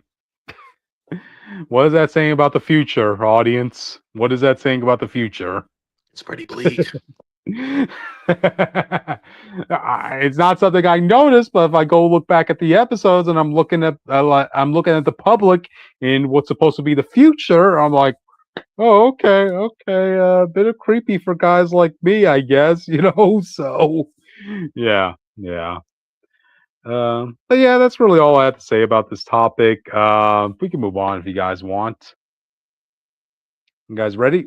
Okay. Yeah, Move go ahead. on. Yeah, go ahead. Yeah. Okay. This is like a little bit of a late breaking news I wanted to add, actually, audience. I'll edit a description later, but apparently, you guys remember Ghost Rider? It's getting a movie. Well, apparently they're eyeing for Mephisto to be part of it. You know, so I think that makes a lot of sense because, for one thing, Mephisto is just way too big of a character to let him sink with the ship that was known as Ironheart. So they're hey, what's obviously going happening? to want to put. This is a little late breaking news, Austin. They're eyeing for Mephisto to be in the new Ghost Rider film. Duh. Yeah, Who but else he's not. going to fight? That's like his main dude. Well, no, he's not going to be the main villain, though. He's No, going to be in the I know. I background. mean, it's just like that's where if you're doing Johnny or Daddy, that's the guy who gives them the spear. Like that's the guy. Yeah, they can't really do Dormammu since You think there's Riri only one Williams is going to be entity. in one of these? Because she's the only one who made a deal with Mephisto. No, she's No. not going to. Oh. No. Golly, yeah, but we still got multiple deals. He's not exclusive. Okay. Jake, there's no future for Ironheart, man. Let's be real, This is what I was saying earlier. Like that Brian Cool and breathe her back for Black Panther 3. That's about it. pretty much. I mean, again, like Mephisto is way too big of a character to let him just sink in the ship that was Ironheart, audience. So he's obviously going to be branching off into other things, Let's see, Tevye saying, okay, Mephisto being part of Ghost Rider makes sense, especially since Ironheart was so boring and a waste of time. Oh, thank God, Witch is not here. That's not a reason for that. Yeah. Thank God, Witch is not here but yeah. All right. So yeah, I don't think anybody's opposed. Regardless if he was an Ironheart or not, he's the person that gives both of them their spirit of vengeance. Exactly. He has a life outside of Ironheart, audience. That's the takeaway. Oh yeah, that reminds me. Tokon, the Marvel fighting game, they brought back Uncle Eli for Robbie. So they do the bullshit modern day thing where they keep erasing that character. Oh, okay. Now that actually makes me want to go and buy that game now, audience. So I gotta hit my local GameStop next. So apparently he was in the same prison as Carnage, so him and Cletus know each other. It's very funny. Oh man, you see why having Uncle Eli is gives an extra layer to Robbie Reyes, audience. But stuff like that, to have him be buddies with somebody like Cletus Cassidy makes so much sense. It's so funny, bro. Yep. What adding in Hood because he's technically part of Mephisto to the record. The Hood was only character that was interesting. Yeah. I guess he was big enough. He made a big enough impact for all media adaptations of the Hood to now be Puerto Rican. So yeah. It doesn't matter. He ain't got a hood anymore. That's true. Anyway, that man is Tony Robbins, or whatever his name is. Parker Robbins, right? Yeah. I never met a Puerto Rican who's has a name like that, but hey, go figure. Well, I've never met a Mexican who has a name like Kyle Renner, so there you go. It still works at the end of the day. But anyway, yeah, that's really it. Yeah, any final thoughts on this before we move on, Austin? It's a good thing, like you said. He's important to the origin, no matter what. If you're doing one of the first two Ghost Riders, he's very important. In order to do Zerathos, you kind of need Mephisto. Yep. And also most of the demons that Ghost Rider deal with have some type of deal, or they're literally children of Mephisto, so you kind of have to have them at some point. So That's having true. them out the gate is just better than not having them at all. That's true. And also another thing is like, we don't have to count on him doing the one more day thing with Spider-Man because he kind of already did. They kind of already did that. With Spider-Man. You're fucked. You can't take your Spider-Man soul this time. Yep. You can take an unburned kid, but you can't take his soul. Tevye saying, which is shocking because the Hood was always a D-list character in the comics, but he's at least was good in Ironheart show next to Mephisto. Yeah, I'd say there's. I think they think special about the show as a person who know him from a few arcs. Yeah, I guess they can get more power. I guess Hood is just easier to elevate because, like, he already had like a mild foundation to begin with. He's not in Spider-Man. Like, he's a low level. I won't say like this. Spider-Man's not a low level character, but I mean, like, he's a street level person who has the ability to reach beyond that level. Yeah, exactly. Give him the good with all these powers. Yeah, he could be the kingpin. They can easily be like an actual big threat if someone really wanted to write him like that. Gotcha. But they always write him as a petty thief. Yep. So it's gonna be interesting to see how they handle it at the end of the day. It can't be any worse than how they're handling Mephisto currently in Captain America's comic audience. Yeah, he's not learning about democracy for some reason. Yeah, you're not going to have like the MCU is definitely not going to have Captain America wanting to spread democracy in hell and give. You're not going to see hell have to vote in their next president. I'm just saying that. You're not going to see somebody try arguing that some of these inhabitants should go to heaven. Like, to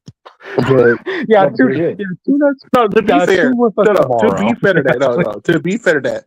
Some of them should, because Mephisto dudes kind of lie to you and screw you over and bring you to his hell. Okay, yeah, but you're not just getting there because you're a bad person. Not everybody, man. That's what. Not everybody. I'm saying there's a lot of people. Like, let's tell you this. I can give you the best example I can give you. Norman gave Mephisto Harry's soul so he can be rich. Does Harry deserve to belong in hell because of that? Nah. You can make it all case by does a lot of dumb deals like that. I feel like some of them might have a case. Look, like, I'm just saying, like, if you want to talk about moving some people from hell and go to heaven, I think you should be talking to the big man upstairs, Austin. Before I do that. You probably should talk to God before you like. And then we spread democracy in heaven, because who elected God though? Yeah. We need to go to the next topic. We gotta go to the next topic. Okay. All right, let's move on to the next topic. We're done the media news audience. Now we're going on to the comic news. Bro, why they make this panel for the feet people? Mary Jane. I don't understand Marvel's business model here. Okay, so let's ruin MJ in the eyes of all our fans. And now that people hate her beyond redemption in a lot of people's eyes, let's give her a solo. I think it's time. Jake, let's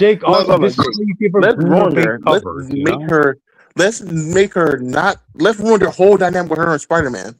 Right. But in the same time we're doing that, we want to advertise her for every Valentine's Day with her and Spider-Man. Right. And then that same year, in her anniversary, it's all going to be about her relationship with Spider-Man. Right. I don't know if you guys noticed, but in this cover, she's holding on to a Spider-Man action figure. And she's also ripping off Spider-Man's name. This series is going to be titled Friendly Neighborhood Mary Jane. I don't think that's the name they would have wanted to pick, because that sounds like the neighborhood bicycle. Oh wow! Oh god! People, in my opinion, I think unfairly, but people blame her a lot for the Paul situation. Giving her a solo, I don't know how who's going to read it. I don't blame her for moving on, but I do blame her for staying with him. Because her point of view, about her own thing, I'm only staying with him because I want to help the kids, and then the kids were gone. Right. Mm-hmm. And then she stayed with Paul for like a year and a half after. I don't think we're just like, wow, she's an unfaithful bitch. I'm like, No. I don't blame her for being with Paul during that 4 years. 4 years is a long time in a hell dimension. With only one fucking person, bro. Like, I remember when Spiderman said, "I'm gonna be right back," and he doesn't come right back. Like she doesn't know time works differently. Right. Yeah. She probably thought the nigga died. But for her, when she came back to the real world, and for the kids, I gave her to the kids. But when the kids disappeared, you still stayed with Paul. But when shit in your heart life got hard, you still tried to go run to Peter. Like she went to Peter the moment she got Venom on the other side. Like if she didn't do that, I think I would have been fine. But you can't choose when to lean on Peter because when he was trying to lean on you and needed your support, you told him to fuck off. That's literally what you did in that same room. Wow. Let's see. Tevye saying the kids getting erased and Paul dying made me so happy because frankly both characters were terrible and garbage. Yeah, that's the same feeling a lot of people had too, which is why Al Ewing did us all a favor. But yeah, about this series, audience. Okay, the person writing it is going to be Ashley Allen. Bro, this is a brand new writer again, bro. I'm sick of this shit. No, this is a person who, okay, they had written X-Men Tomb of Apocalypse. I've never read that book. So, yeah, I don't know how good that book is. So, she has some writing credentials, at least. I like how you couldn't even get a writer who is already associated with this character. Know what the character should be to write this character. Yeah. I think I'd be fine with this if it wasn't an anniversary issue. An anniversary issue, the person who writes this should have like a good knowledge and history of this character. Yeah, well, Austin, this is not an anniversary. This is going to be a full ongoing series. I know, but it's because of her anniversary. That's what I'm saying. It's a 50 year. It's right there at the bottom. Why did they make this sell? Huh? It's the cover. It's the cover. It's a cover, Jake. No, I mean, like, but Marvel's thing is like, if it doesn't sell 3 issues, it needs to sell consistently for 3 issues to be safe. Like, why do you think it's going to sell for 3 issues? I don't. To be fair, the last 2 Mary Jane books did sell. Okay. Yeah, but they were before she was hated, so we don't know if that's going to work now. In a world the last one that had where she was trying to be an actor for Mysterio when he was trying to be a legit director, that sold pretty well. Yeah. Mm-hmm. In a world that hates and fears MJ, can she sell a book? That's more the problem. You did at a time where you know people hate her, and you're banking on people just reading this book because they're so happy her not be Venom. But people hate MJ so much. I see people go back to older shows where she was fine and still hate her. Wow. Okay. I think that guy blamed her for the water clone situation. That's how mad he was. That's why I saw it too, bro. Well, they're like, well, at least the water clone was faithful. I'm like, what? When she cheated? What are you talking about? Whoa. Tevye saying also, I am happy Mary Jane is free of Venom, which thank God because her as Venom was awful idea from the start. Also a new writer for Mary Jane. This doesn't give me hope. Okay, yeah. It's funny you should bring up Venom. They're begging on people to be happy she's not Venom anymore to try to read his book. It's funny you should bring up Venom because, like, okay, I hope this is the main cover I'm showing you guys and not this one right here. To be fair, we know she don't have Venom at this point because this is after Queen of Black, and Venom is Charles Soule's. Charles Soule's Venom. It's Eddie Brock again. Oh, okay, yeah, okay. So I just hope this is a variant cover because I don't think if you go by this cover too, you can't. You're not. If you go by this cover, they're doing she's acting and she's stuck between when she was working with Iron Man or being with Peter. That's like the worst time period. Well, to be fair, man, like Bendis literally said he decided to write Mary Jane in his Iron Man run because nobody was doing anything with Mary Jane. So, like, yeah. That's like lame. It's Iron Man though. He has his own supporting cast. You don't need to take from somebody else. Yeah, true. But anyway, regardless, this is gonna be the case of like, look, if you're eating shit for a good long while, audience, even a plain bologna sandwich is gonna taste like lobster.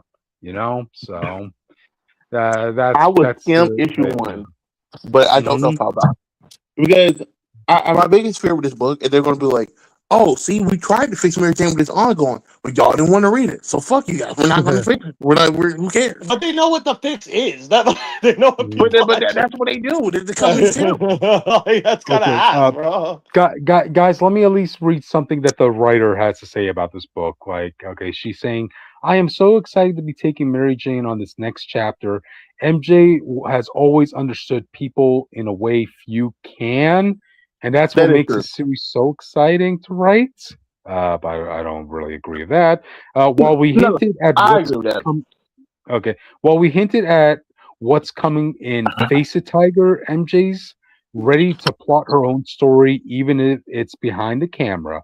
But entertainment's not all it's cracked up to be, and MJ's storytelling ambition might put her in direct path of someone who views her empathy as a threat to their plan. So she's going to be a writer for a TV series.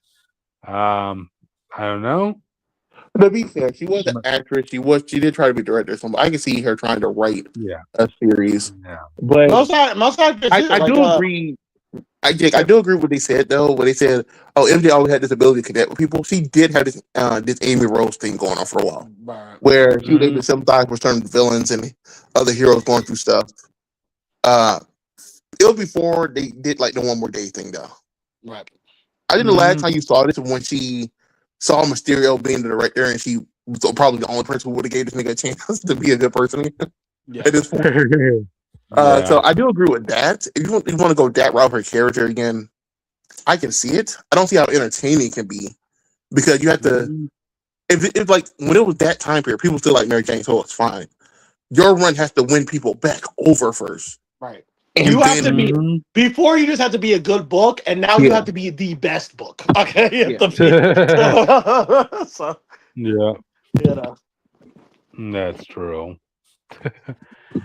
We'll see, man. Like I would just like to think that Marvel had a lot of confidence for them to give this an ongoing label as opposed to a miniseries. So I would like to think they see some potential of this, you know. But I could be wrong. We'll see what happens. At least she's not with Paul and she's not with Venom. So already it seems like it's hitting the right notes at the moment, audience. You know, I so do want to say it this should. for the people that keep being like, "Oh, y'all just don't want Mary Jane to have anything outside of Peter." Mary Jane had a lot of stuff outside of Peter. We just don't want. Mhm. We people literally just hated Paul, but because they finally got what they wanted with her and Peter being together, and then Paul broke it up. That's literally just the Yeah. Paul thing. That's No, all.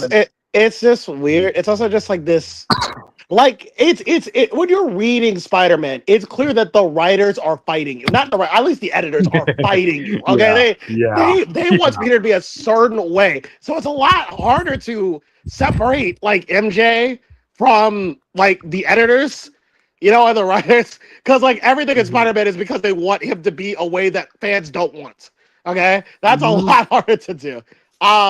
So like this book could be good, writer could do their thing, but like if you spend a lot of years at Marvel as a Marvel, making people just like pissed off about this writing decisions you keep having, I get why people don't want to read it. That makes sense to me. Yep. Um, you know, Hey, the expression goes, audience, fool me once, shame on you, fool me twice, shame on Eh, me. But well, this eh, isn't this is like triple digits at this point of That's well, fooling the literally audience. go ahead, the Jake. worst part is like, so like what if MJ is good in this book? Like the next time I see her, she might be like a fucking asshole again. Like I don't know. Like you don't have a clear vision with her. So like I don't know. That's my biggest problem. That's what I mean. 'Cause I'm telling you, if their book fails, they're going to be like, "Oh yeah, we were going to do this stuff with Mary Jane. We were going to do this. They're going to do that. They're going to lie and say stuff they were going to do at the end of this run, Mm, and we ever got to it Wow. to justify not doing it later." right. Mm. Oh yeah, we would have did It's that. just Got that? You guys showed y'all didn't support it. Y'all showed y'all didn't want those decisions. So we decided to go back to her fucking over Peter. Yeah, it feels like the Spider-Man IP in the comics is less about telling a story and more about just like spiting people. And it's like I don't know, like how many times you're supposed to read the book. You want me Like, to be real, um, DJ? It feels if you read the last runs since Nick Spencer, it feels like they want to keep Spider-Man in the middle of the road. right, So, oh yeah, so it's kind of bad, it's kind of good. It's the middle of the road. They don't want it to be great because it feels like they don't want Sony to get ideas and want stuff from the book. right. oh So if you don't know, wow. Sony still owns the right to certain characters. So say if they do another Craven storyline that wasn't hunted and it was like really, really good. Sony be like, oh yeah, we Mhm. want to adapt that. This is the same company that ruined Scarlet Witch and Quicksilver and changed a whole bunch Yep. of stuff just to keep the X-Men from doing it. So imagine Mhm. Sony, who has the face of their company. Right. Right. I feel like they was pushing Miles and making Peter books to be middle road because we know for a fact they were doing this to Ben and other Spider people because they wanted Miles to be more popular. They actually told you they were fucking over Ben. No. But I what's think they weird do to the me same is thing with like, but Spider-Man. that's We're like, we're gonna do a middle road and have Miles be good. So Sony will that only focus on Miles and leave Peter alone. but that's a win. That's a win. I just like move on Peter. I'm like, like Miles is here. We got 6 different Spider-Men. Give Peter MJ, have him retire for a bit. He, comes back every couple years. I don't know. But he ain't selling now. Like I don't think he's not in top 10 anymore, is he? I would say right now. Okay. Yeah, he's not in the top 10 and when it's the absolute week, when all the absolute books are out. Okay. Right. Yeah, Tevia, that's how nasty custody battles are, because that's what it is between Disney and Fox with Spider-Man. Oh, sorry, Disney and Sony with Spider-Man. So yeah. We can only hope for the best, but we have to prepare for the worst. So Jake, we're gonna give in June, I can't find July, but in June, Spider-Man was 12th that month.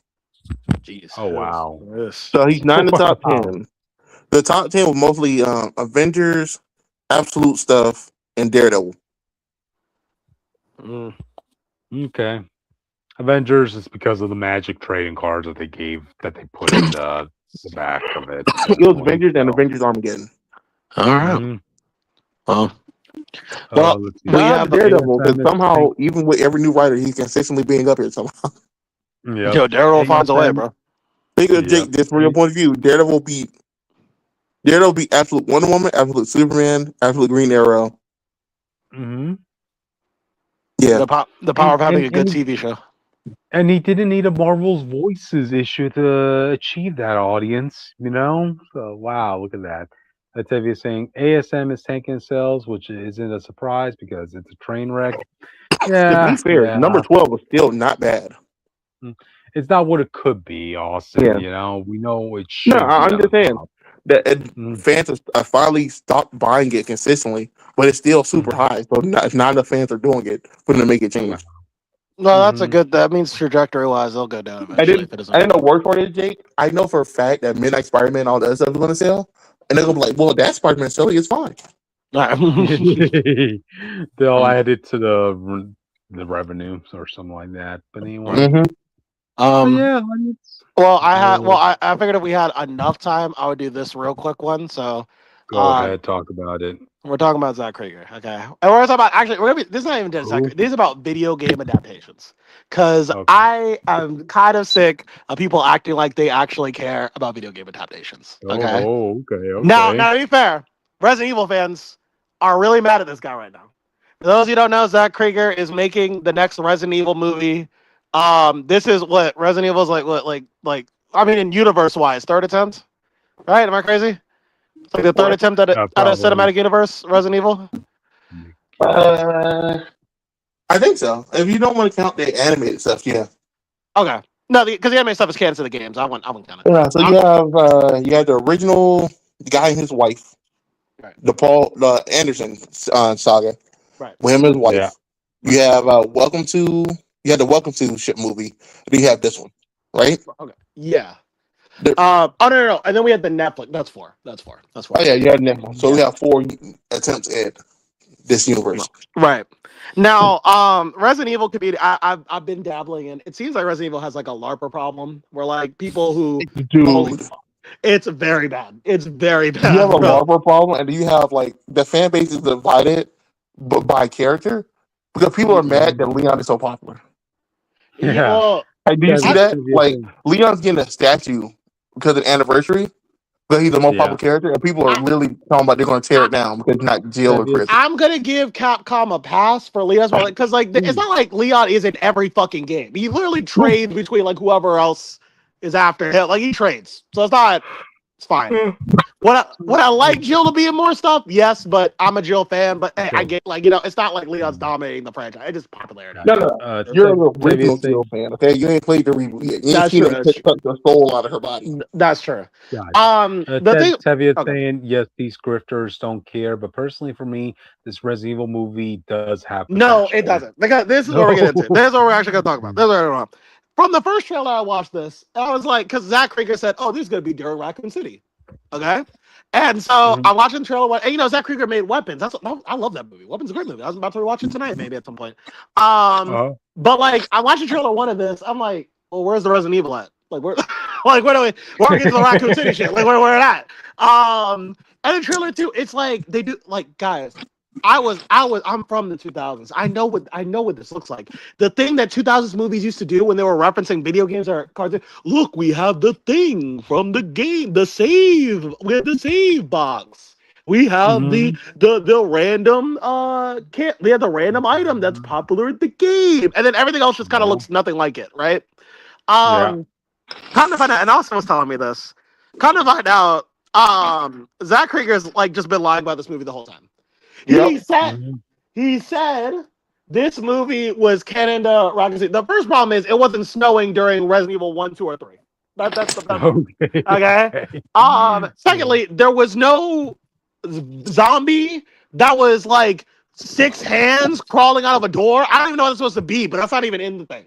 All right. There are multiple things I'm looking at that just aren't in Resident Evil. 1 through 3. Okay. And then, like, I'm looking at Zach Krieger interview. I was watching an interview the other day, and this dude was like, it's building up for me, right? I mean, he's in an interview the other day, and the guy's like, there's a dude who's talking about, like, with IGN. And IGN is pretending to, the IGN interview, he's being cringe, but he's pretending to be the seller, like, the guy who sells you shit in Resident Evil 4. And he's like, what you buying? And then, like, he's like, oh, I don't know. Like, he says, like a stock or something. He says like some kind of case. He says a case, and then the next thing he's like, "What you selling?" The guy's like, "I don't know, crossbow ammo." I'm like, "You're selling ammo in a Resident Evil game? What the fuck are you talking about?" Like, you know what I mean? Then he's like, "What are your favorite Resident Evil games?" Oh, 7, 8, and 9, and I guess 8 and 4 coincident. 4 and 2. I guess coincidentally, the most popular, the only popular ones in the franchise. He just likes all of them. I guess sure. I leave this all to say that it's clear that Zach Krieger is not a fan of the fucking games. Okay. Now Resident Evil fans are calling this out, so no shade to them. But it's crazy how many people will just defend Zach Krieger, even though he's clearly not making Resident Evil. He's making a movie that he wanted to make and then slapping Resident Evil on it, which we've seen before with like Halo and shit like that. But my problem is not even just this. We've seen this with like not Sonic 2 and 3. I think those are fine. But like Sonic Movie 1 was like this. We've seen this with like with Halo. Where people would defend it. It's like it feels like people don't actually care about video game adaptations until it's their fucking game. You know what I mean? Ooh, like no one stands up for like video games as a whole. They only stand up for theirs. I'm seeing people like I'm not gonna say that because I don't really hate this YouTuber. I'm just saying I'm seeing YouTubers like say like, oh, this movie looks really cool. This looks like it could be a really cool addition to the Resident Evil universe. I'm like, well, if you played the games, this doesn't even feel like it fits in the Resident Evil universe. Like there's nothing around here. Aren't terms for those content creators known as grifters? Well, I wouldn't call this guy a grifter. I would just say like his or review fluffers or something like that. No, I wouldn't call. Well, the one I'm talking about, I wouldn't call him a grifter. Some of them are, but the one he's talking about, I know the dude plays Resident Evil. I know he knows about Resident Evil. He doesn't care as much as the average Resident Evil fan would be. Right. Okay. Like that. Gotcha. A lot of people did not see the first interview. He straight up says, "Oh, this takes place during the second game. This is in Raccoon City during the classic era." He did like a whole bunch of stuff that the later he just straight up admit he lied about. Right. But then keeps pretending like it, but now he's going back and he's saying, "Oh no, it is Ken." I don't know. And then I remember the one interview he said, "This sent me over the moon." All right, so it's like, so it does think I was saying Resident Evil 2 and 3, but the people I know fans are asking, "Why is it snowing?" I thought it was creatively better. And I'm like, but you said it was Ken. It's not fucking winter in Raccoon City. What do you mean it's not randomly in between 10 days? Dude, it's like September. Right. So like, what are we talking about? Oh yeah, my game does take place between Resident Evil 2 and 3, which is in like the 90s. But my movie takes place in the modern day. So how the fuck is that possible? What are you talking about? So what are you talking about? Yeah, so takes place in the 90s, but at the modern day, like how the it takes place? It's in the 90s. 2026 in the movie. Yeah, it's the 90s, but the 2026 version of the 90s in 2026. Yeah, so like, yeah. I'm trying to piece together how that makes sense. Like, right. Yo. So like, The so there only was time like, there was like a that made sense was in Fast and Four, because they're like, oh, it's the modern times, but it's the 60s were really modern. right. Okay. So like, and my thing is like, I'm just kind of sick of it. I wish video game people were honest that they don't actually care about video games. They care about their thing. Okay, and that's what I think about. Like earlier, Crypto, you talk about the Jetsons thing. I was saying, like, Crypto, like if they ruin that for you, I'm sorry, but like I just don't give a shit. Like I'll be honest with you, I don't know anything about the Jetsons. I can't die on that hill. I just wish people were more honest about it. Like I don't give a shit. You don't want to come out like a Kevin Smith He-Man and say like, oh well, I was a big fan of He-Man, but I changed like 90% of the series. Right. And it's not. And there's nothing wrong with not giving a shit. It's impossible for everybody to be. If you're honest from the start, I had a zombie movie idea, and I approached him for the name. There would be no problem. The problem is that he lied about it, admitted he lied, and then he's trying to lie again about it. Like, why are you doing that? Yikes. Right. He could have said, like I told you, I said this multiple times, this movie is probably going to be great as a zombie film, but I do not think I can watch the film and say it's a Resident Evil film. Yeah. Oh, okay. And then that was the thing that pissed me off more. Like, you're Zach fucking Krieger. Brother, like, when people saw Resident Evil, they were like, these movies are probably pretty bad. Then they saw Zach Krieger's name. Oh, Zach Krieger's making a Resident Evil movie. He didn't have to do this. He could have just made a new movie because this is Zach Krieger off of Weapons, which is one of the best horror movies of that year. Okay, there was no reason for him to do Resident Evil. He didn't have to. He didn't want to. He didn't have to. So I didn't understand why he did this. This is like Quentin Tarantino saying, I wanted to do like a Marvel movie because I'm afraid that my name isn't big enough for me to make like a movie on my own. Like, what are we talking about? Wow. Quentin Tarantino. Like, what? Like, underselling yourself, audience. Underselling yourself. Tevye is saying, plus technically this is the third attempt for a Resident Evil live action movie. And if they mess this up, we can kiss Resident Evil action goodbye. Well, it's not going to be the last time. I could guarantee you that. The problem is it's really not that hard. The problem, my biggest problem with Resident Evil, it's not that hard. And then when people tell you, "Oh, I want something to be fake for the game," they will point to, "Wasn't Raccoon City was faithful?" No, the fuck it wasn't. No, Resident Evil wasn't Raccoon City. Tried to fuse the first game and the second game into one insane movie, and then it changed literally every character. There's no character in that movie that's how they are in the. I'm going to tell you how easy it is to adapt Resident Evil. All right, you go from Resident Evil 1, right, and then you watch the game, you watch all the cutscenes, and you're like, "That's your script." Now just add a couple things to it. You're done. That's the idea that Paul Wes Anderson's Resident Evil 1 is probably the closest we have to a favorite Resident Evil is insane. Right. The first his movie was really close, but it just had Alice in it. Once you get to 4, you're gonna have to start. Like if you got to 4, you're gonna have to start changing things. Like there's a lot of sensibilities. 4 would be the one that's hard to do. Right. The first 3 are just movie ready. They're just add something. Like even the remakes knew that. I would even argue 7 of them is movie ready. Like, sounds easily movie ready. Yeah.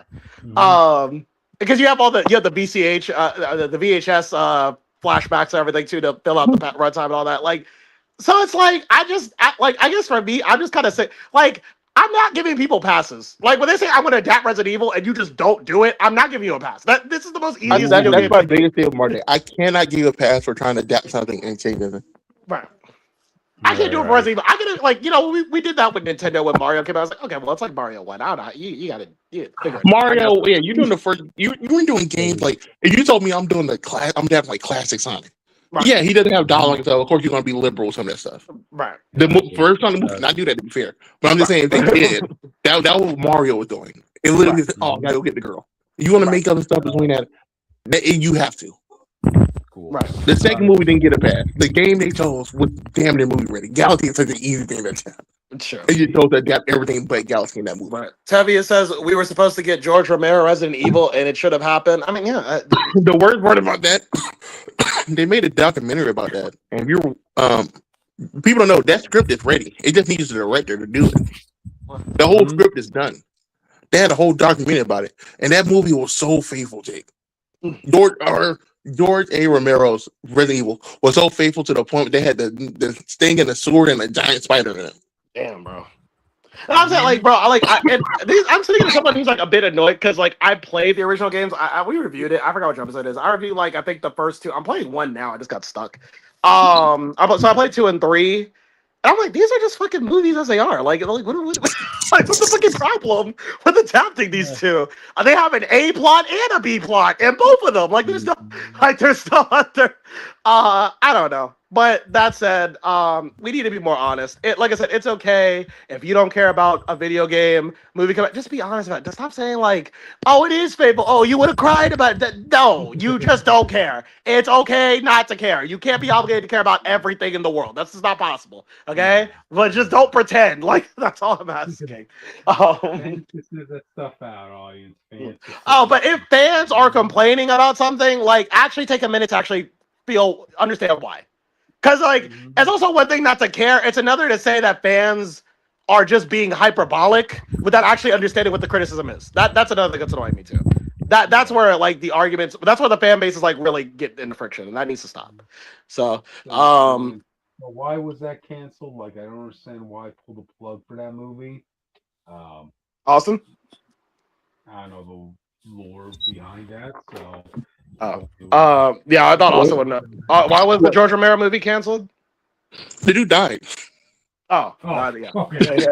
The George A. Romero was the guy who made the original ever zombie film. So this was going to be his last one. That would have been, what a swan song. Yeah, he liked Resident Evil when it came out. And he actually played the game. So he was going to officially fully adapt it. And he passed away. All right. But he finished the script. So literally, just get a good, Zachary got that script and just made the movie. He's a good enough director to do that. Yeah. You know, it's funny they even have even the trailers are movie ready. Like the fucking opening sequence of Resident Evil 1, that's like a movie, right? That's a trailer right there. That's like like this movie is made on a silver platter. Like what are we talking about? The first movie literally is the government going to a mansion that has zombies. It's not that hard, bro. It's not. And it's like it's not even that many zombies like near the end. Like, and there's a final boss. There's like a final villain you can fight. Like, I don't know, bro. It's what do we know, audience? We're just fans. No, what do we have and how these films should be made? Like, I can say I don't know anything about script writing. I can't tell you about the dialogue. But the story is very, like, clearly divine, like, out there. Yeah. They even give you camera angles to use, bruh.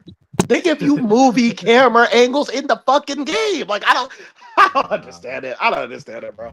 But whatever. Really, you can get the first game straight. The only thing you probably might change is Wesker. Because you know what Wesker is going to become later. So you might make him more evil from the start. That's literally about it. Right. Yeah. True.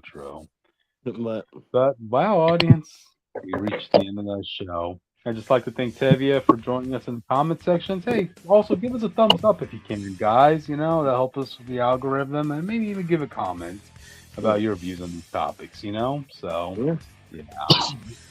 Thanks for joining us. Stick with us for tomorrow when we talk about bringing democracy into hell, audience. And I will be here tomorrow. Yeah. See ya.